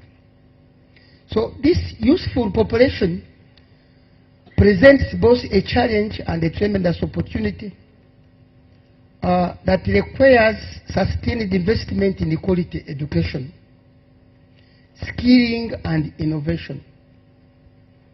Further, the national literacy rate for persons aged 10 years and above now stands at approximately, I think we are almost 74%, reflecting steady progress arising from government's continued investment in universal education, school infrastructure, teacher recruitment, and community sensitization. So in today's rapidly changing global economy, driven by science, technology, and innovation, the education sector must produce graduates who are digitally skilled, innovative, and adaptable.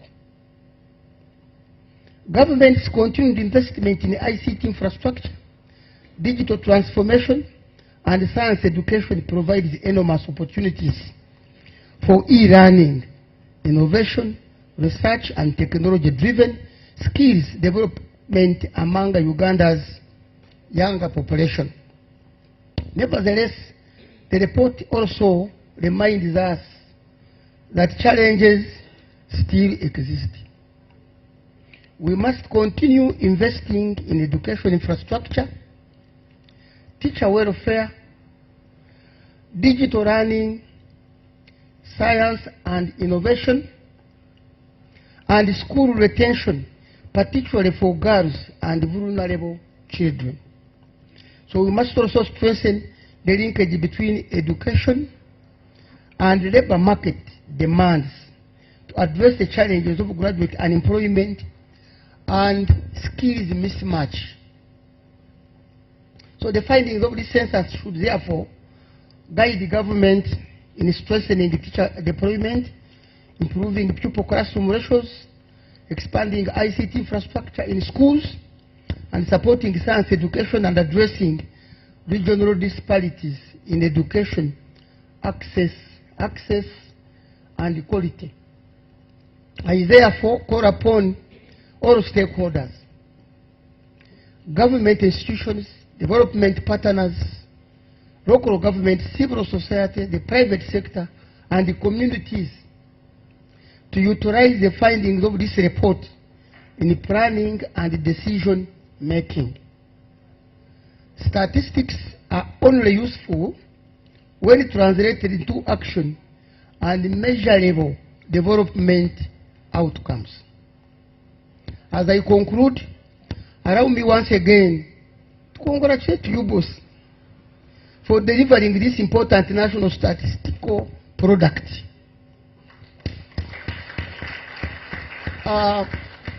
The Bureau has fulfilled its mandate of providing credible official statistics. You have done your work. So the responsibility now lies with all of us to utilize the evidence effectively in transforming Uganda's education sector and advancing our national development agenda. And before I launch this report officially for public use, including the e-dissemination platform, we can allow some few questions, clarifications on the report, on the findings which have been presented to you, and then finally we launch the report officially. Does that be okay? So we allow now the PR, Mr. Dideka, thank you very much, to allow questions from the public, clarifications and so forth, and then the launching will follow after. Thank you very much for listening to me. Thank you. Thank you, our chairperson of the board, our chief guest.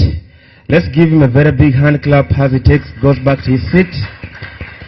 And, you know, he didn't tell the PS some of the things that he had actually said. As the director of the ceremony, chief guest, please permit me to repeat a few. Dear PS and the acting minister of education, the ED in his remarks, while you were almost arriving here, he appreciated so much the Minister of Education, appreciated you and your entire technical team for very effective collaborative efforts that we are seeing the fruits today.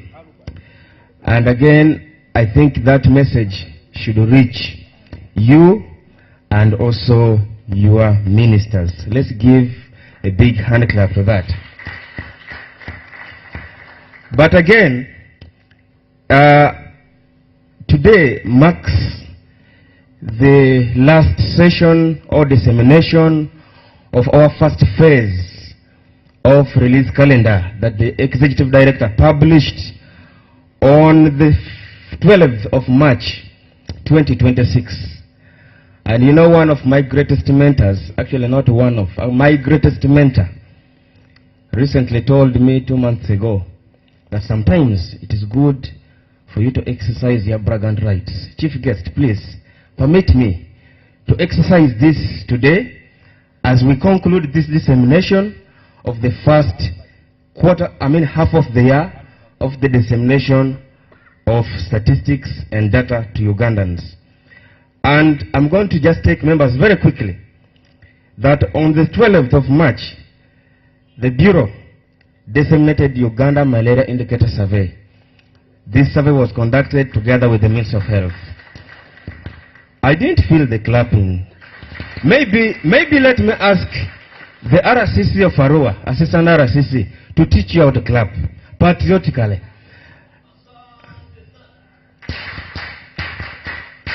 Thank you so much. So, whichever point I'm going to mention here, I expect a bigger clap in sense of appreciation. On the 19th of March, the ED with his visionary leadership published or released Orphans and Other Vulnerable Children Census Monograph, Volume 4, and this is part of the census. Can we have a big hand clap? On the 26th March, Multidimensional Poverty Index generated from Census Final Report, Volume 5, was released. On the 9th of April, the National Population and Housing Census 2024 Community Module, Volume 6, was disseminated.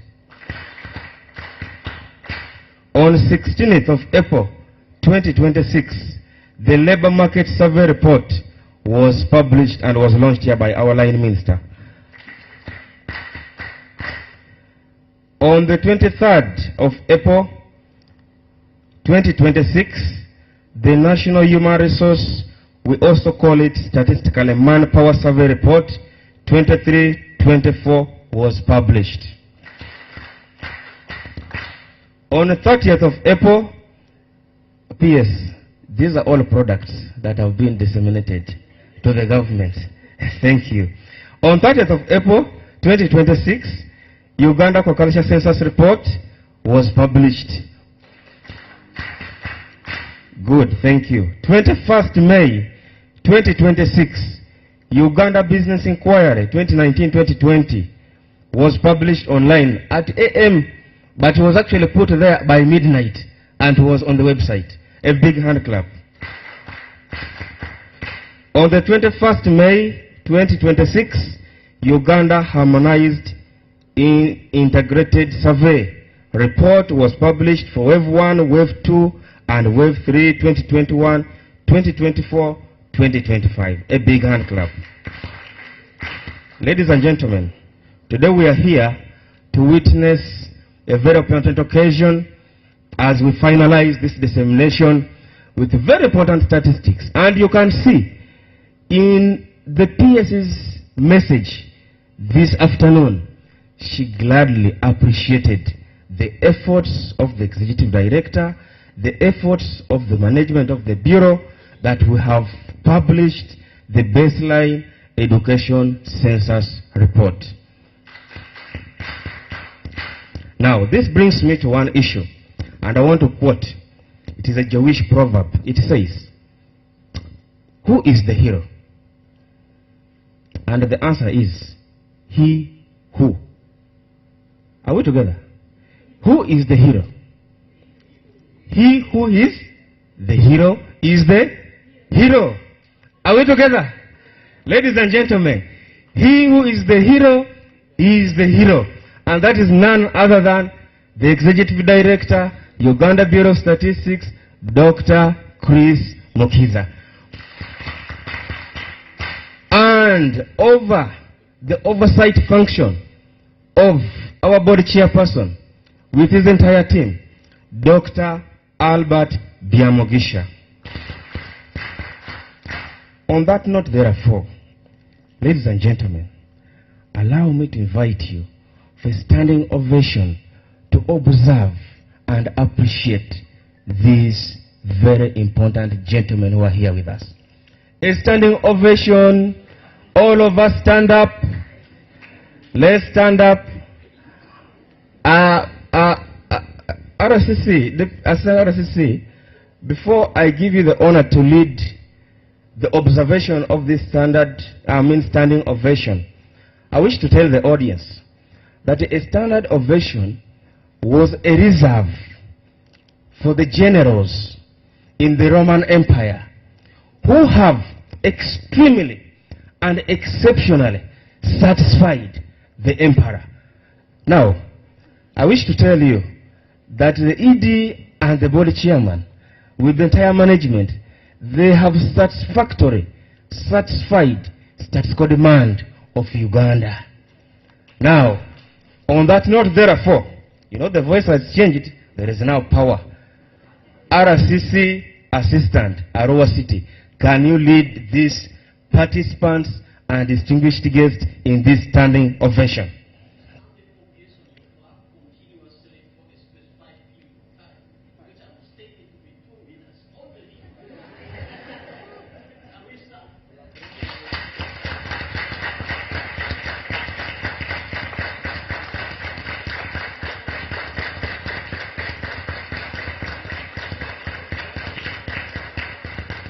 Thank you. Now remain standing. Remain standing, please. On that note, therefore, I wish to say, and I will use a Latin phrase, I will ask Director Internal Audit to translate. Benedictus vos omnipotens Deus. Now that Director is smiling, he seems to have forgotten his Latin translation. And he was in a Latin class. But let me give him the microphone. ED, with your permission. Benedicat vos omnipotens Deus means, may Almighty God bless you. Director, for the first time I interviewed you with the permission of the ED, and you have passed. Thank you very much. You may take your seats. And that note, therefore, let's come back to the session to listen to the views of those of us who have been following this diligently and have been very actively participating, and the ED is going to take us through this session. After that, we'll invite the chairperson of the board and our chief guest to launch the report to all of us. Thank you so much, sir. Thank you, Dirakas, for the standing ovation. And we don't take it for granted. We want to promise you that we shall not stand still. We shall continue to generate more statistics for the country. Tomorrow we are here, we are disseminating consumer price index and inflation figures. Next week shall give the country preliminary estimates of gross domestic product and also produce the tables to the background to the budget for 26-27. So we are making ourselves very relevant to the social economic transformation of the country. We have questions fielded online, but before that I want to give my special guest 2 minutes. I go to the podium, and then this session will take a maximum of 10 minutes. No, the session of the plenary, yours 2 minutes. Okay, thank you. Thank you very much. Thank you. I want to respect the protocol. People who say protocol be observed. I don't know whether you follow protocol or you observe protocol. The people language will say. My seniors who are right here, ladies and gentlemen, good afternoon, everybody. Speaking is yours truly, Assistant Resident City Commissioner, Arua City, Matua Job Richard.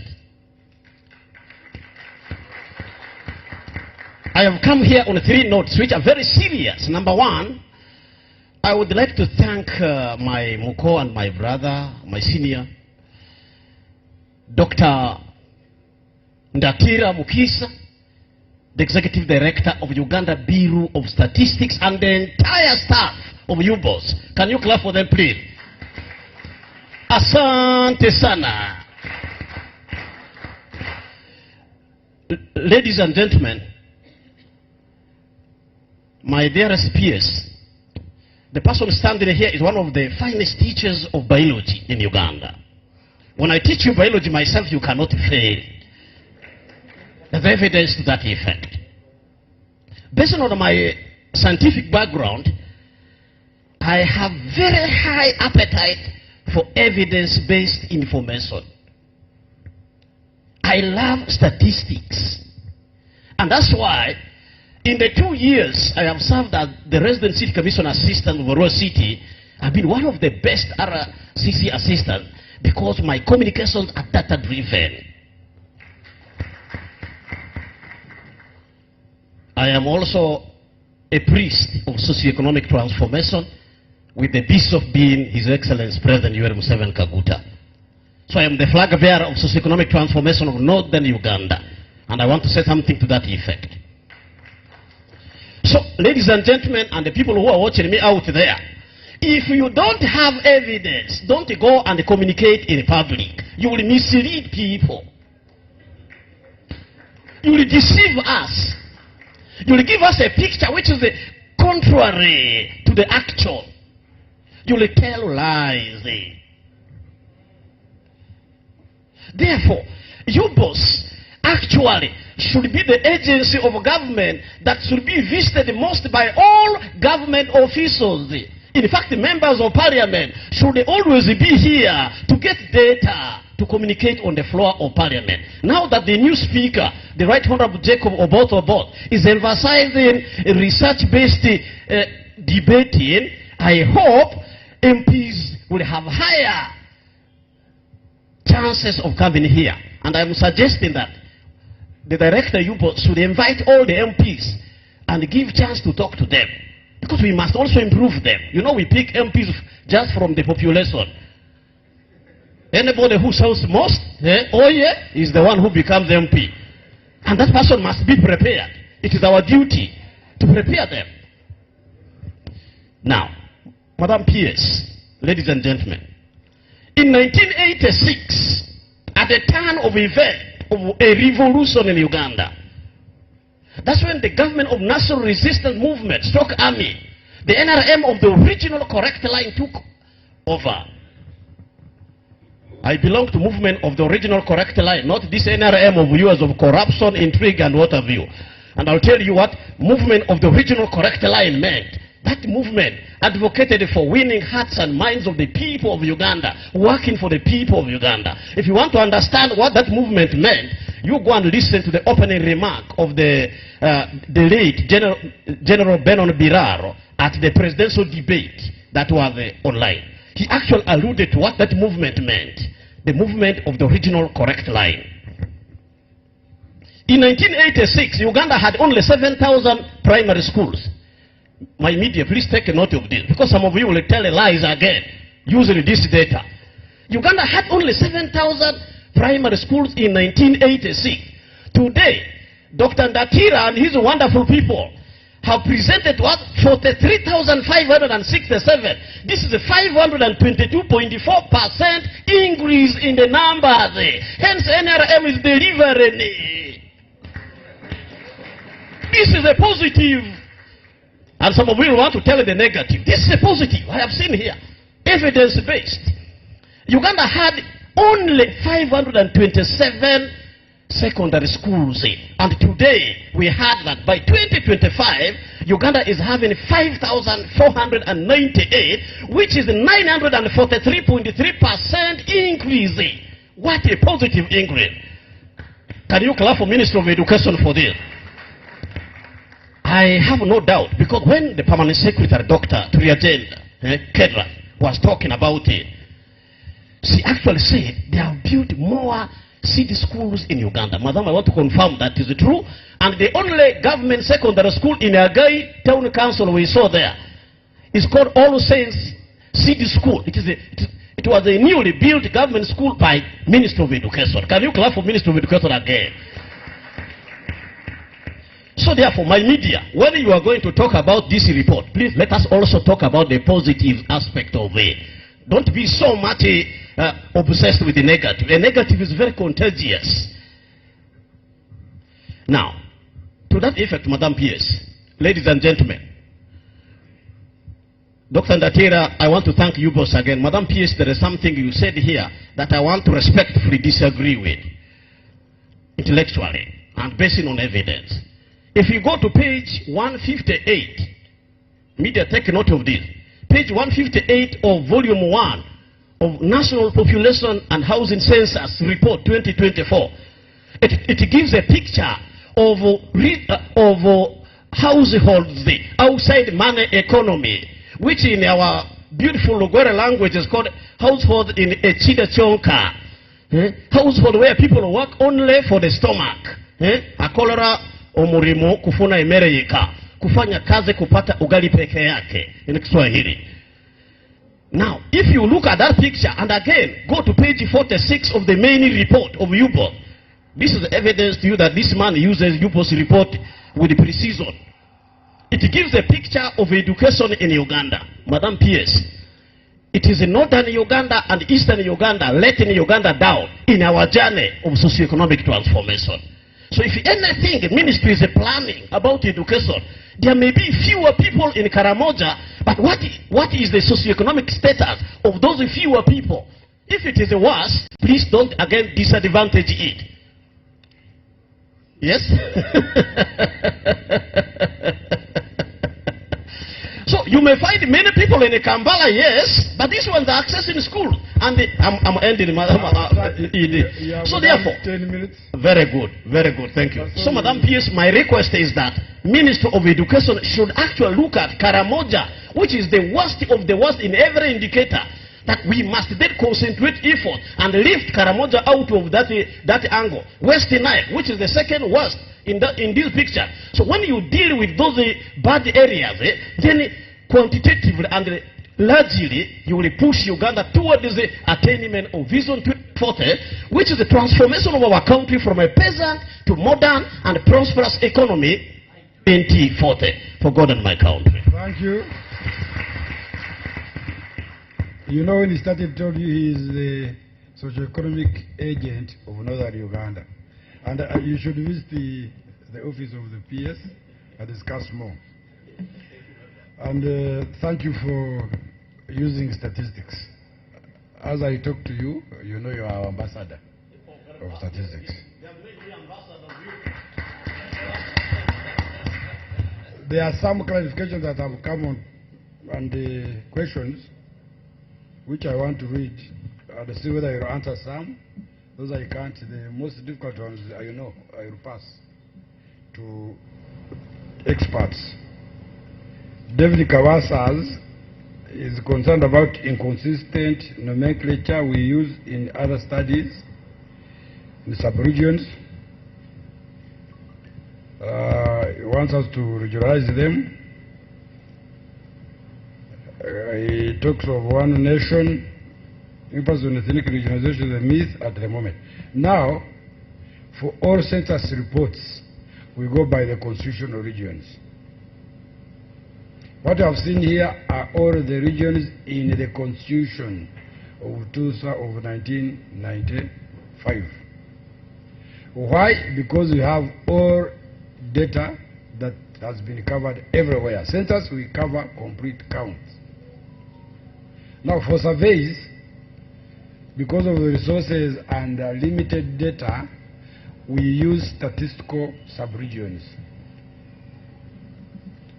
For all censuses, constitutional subregions. For surveys, statistical subregions. And the reason is very technical. You may not estimate to the slowest if it is a survey. So that's the reason. And that's the reason why you also have Buganda sub-region, that's in the constitution. Now when it comes to statistical sub-region, you divide Buganda into two. Buganda North and Buganda South. For statistical sub-regions.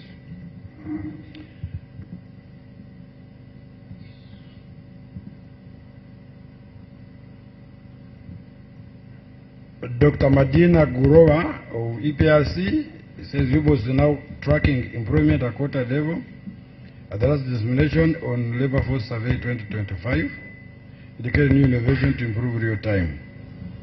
I think here she was trying to talk about the labor.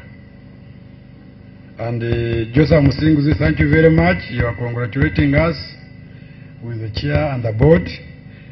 By the way, the entire board members are with us live, following online.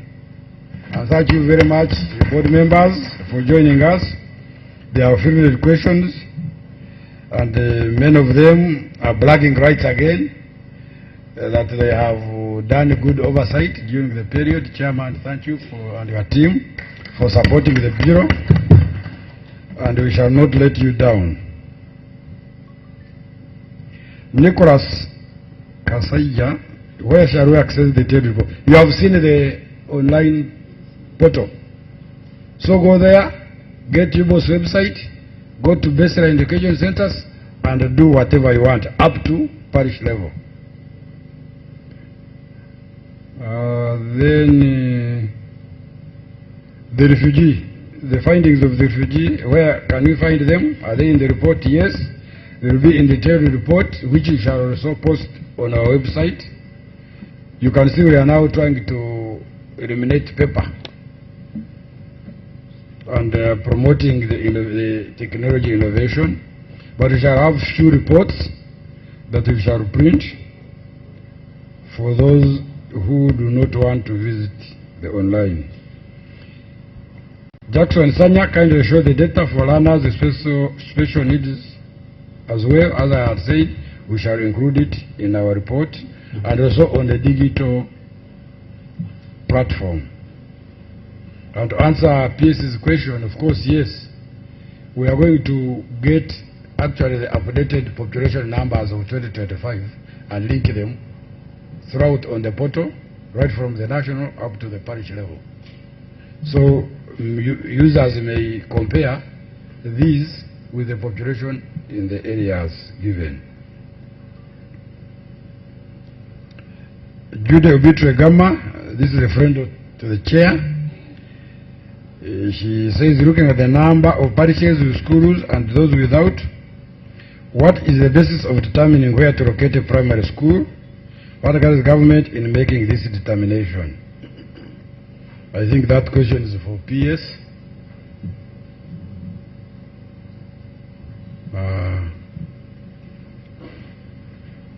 Then again, the refugee issue comes in. that they could, this is David Bizimana, that the numbers who are over age for primary could be because of that. But I think we can get that linkage. We have data on the status of learners. Did you collect it? Yes. Odeke Stanley is asking, how did you deal with pupils and students who are probably absent at school during the time of census? We revisited schools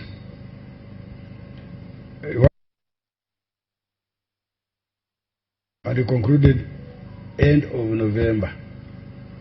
And in fact, in April, we again visited schools where we had suspected returns. Would PS find schools with missing classes in the original data. You go to a school, you find a school with P1, P2, no P3, no P4, no P5, then P6, P7. So we thought our enumerators hadn't done justice. I wrote to you to give us staff who went for validation, and that validation exercise found that indeed there are schools with classes that are not there. I don't know what happens to those in P2, whether they lend them to the next school or not. But then you go to P6, they have. I think that is an interesting finding, which the ministry, and we have them. The ministry should get very interested in those. So we are very sure that we covered all learners, and the good news is that we shall be now updating the IMIS and the LIN, so we shall track whoever may have been left behind. But certainly there are not very many.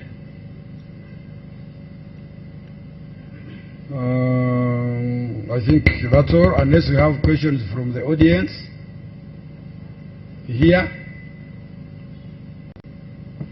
Did I take the mic to the neighbor of Ngia? Yeah, thank you so much. Your name and question. Thank you so much, AD. My name is Michael Nyama, CPA. I'm a commissioner in the Ministry of Education in charge of higher education students financing scheme. Allow me thank you, the board and the entire management for the very, very excellent work done. As a minister, I think now we have been grappling with the issue of data. I think now we have some level where we are going to start from, and I want to say thank you so much. Probably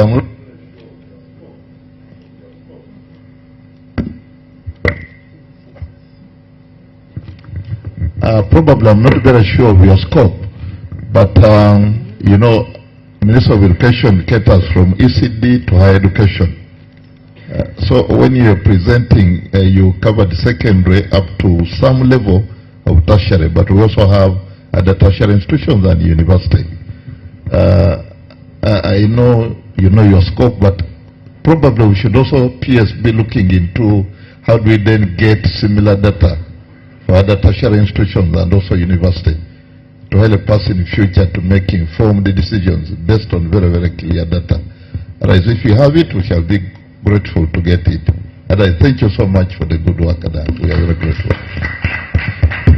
For that one, it's the pending work, but our scope was stopped there. We intend to, I think, use administrative data. We think universities and other higher tertiary keep records. So we are going to work with the ministry to ensure that we also get the data and upload it on universities is easy, and these other teaching institutions. So strictly we stopped at non-tertiary, these ones who give ordinary certificates and what have you. And I think we are going to, so it gives us opportunity to do analysis and track where do these children go from primary 7. We saw they are dropping from 796,000, secondary 400, around 500. So we want to see whether these ones are picked and they go to non-tertiary, but you saw the enrollment is low in non-tertiary. So PS, what happens to these learners, these kids? Do they just go in the villages? Do they join the army? What happens generally? Do they go in Dubai, in these other exercises? We need to track them. Yes, sir. Thank you, Edie, and the UBOS team. You've done a wonderful job. My name is David Gusongwairie from the Ministry of Education and Sports. My question is on land. I would like to know during the census whether you had a question on land, because as a ministry, land ownership of the schools, because as a ministry we've been grappling with getting data on land ownership, whether land is titled, in whose names, things like that. Thank you very much. We didn't. I wish you had brought that question. I don't know. In the future, we shall handle. So, PS, there is a policy question for you. How do you determine where to put a primary or a secondary in a given parish? That was a question from audience. Thank you very much, Edie. As has been mentioned already, the government policy at the moment is a school per parish for primary and a school per sub-county for secondary. So when we have some money to build a school, we work with the local governments. We request the local governments to identify where there is land they can own and give us so that we build in there. So the local government looks at the sub-counties without for secondary, and then they start searching for land. And eventually the decision of where to build is influenced by the local government.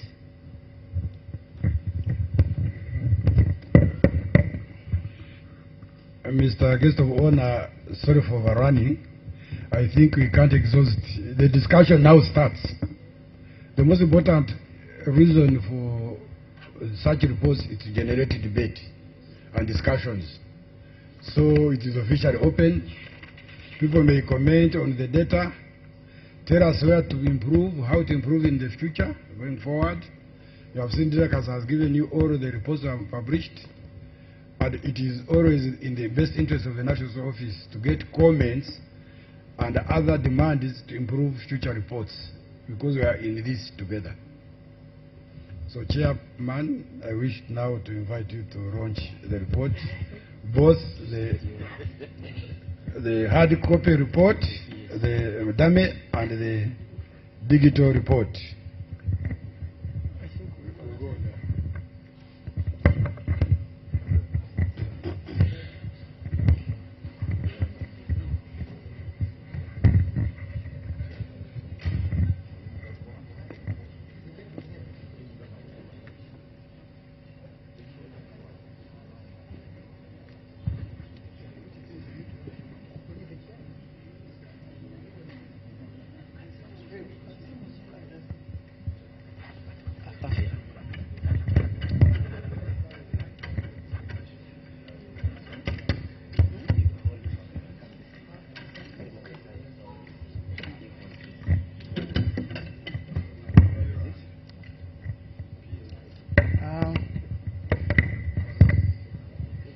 Dear viewers, of course those attending physically and virtually and online, it is now my distinguished honor and privilege to launch the Baseline Education Census 2025 report.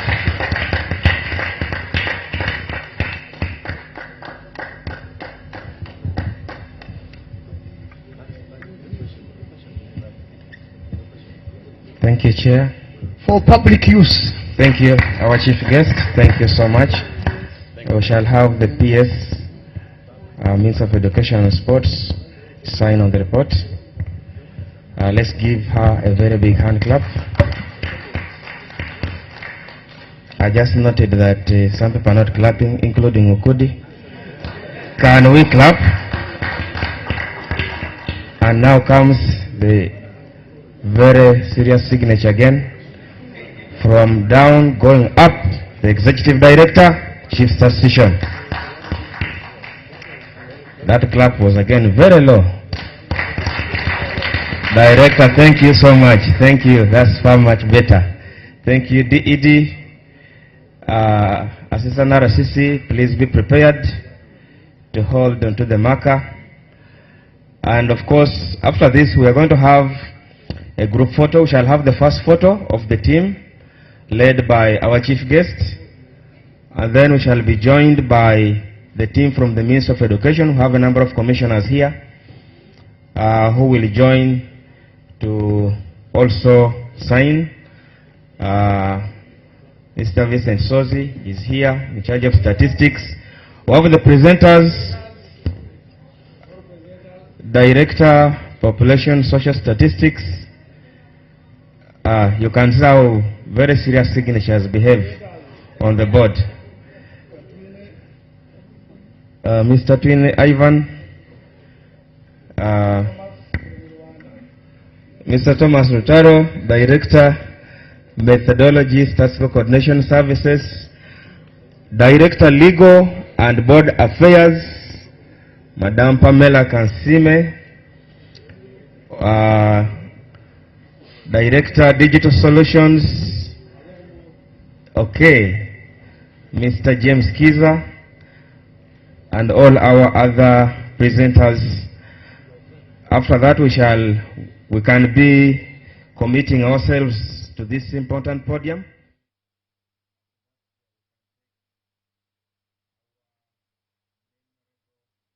Group photo.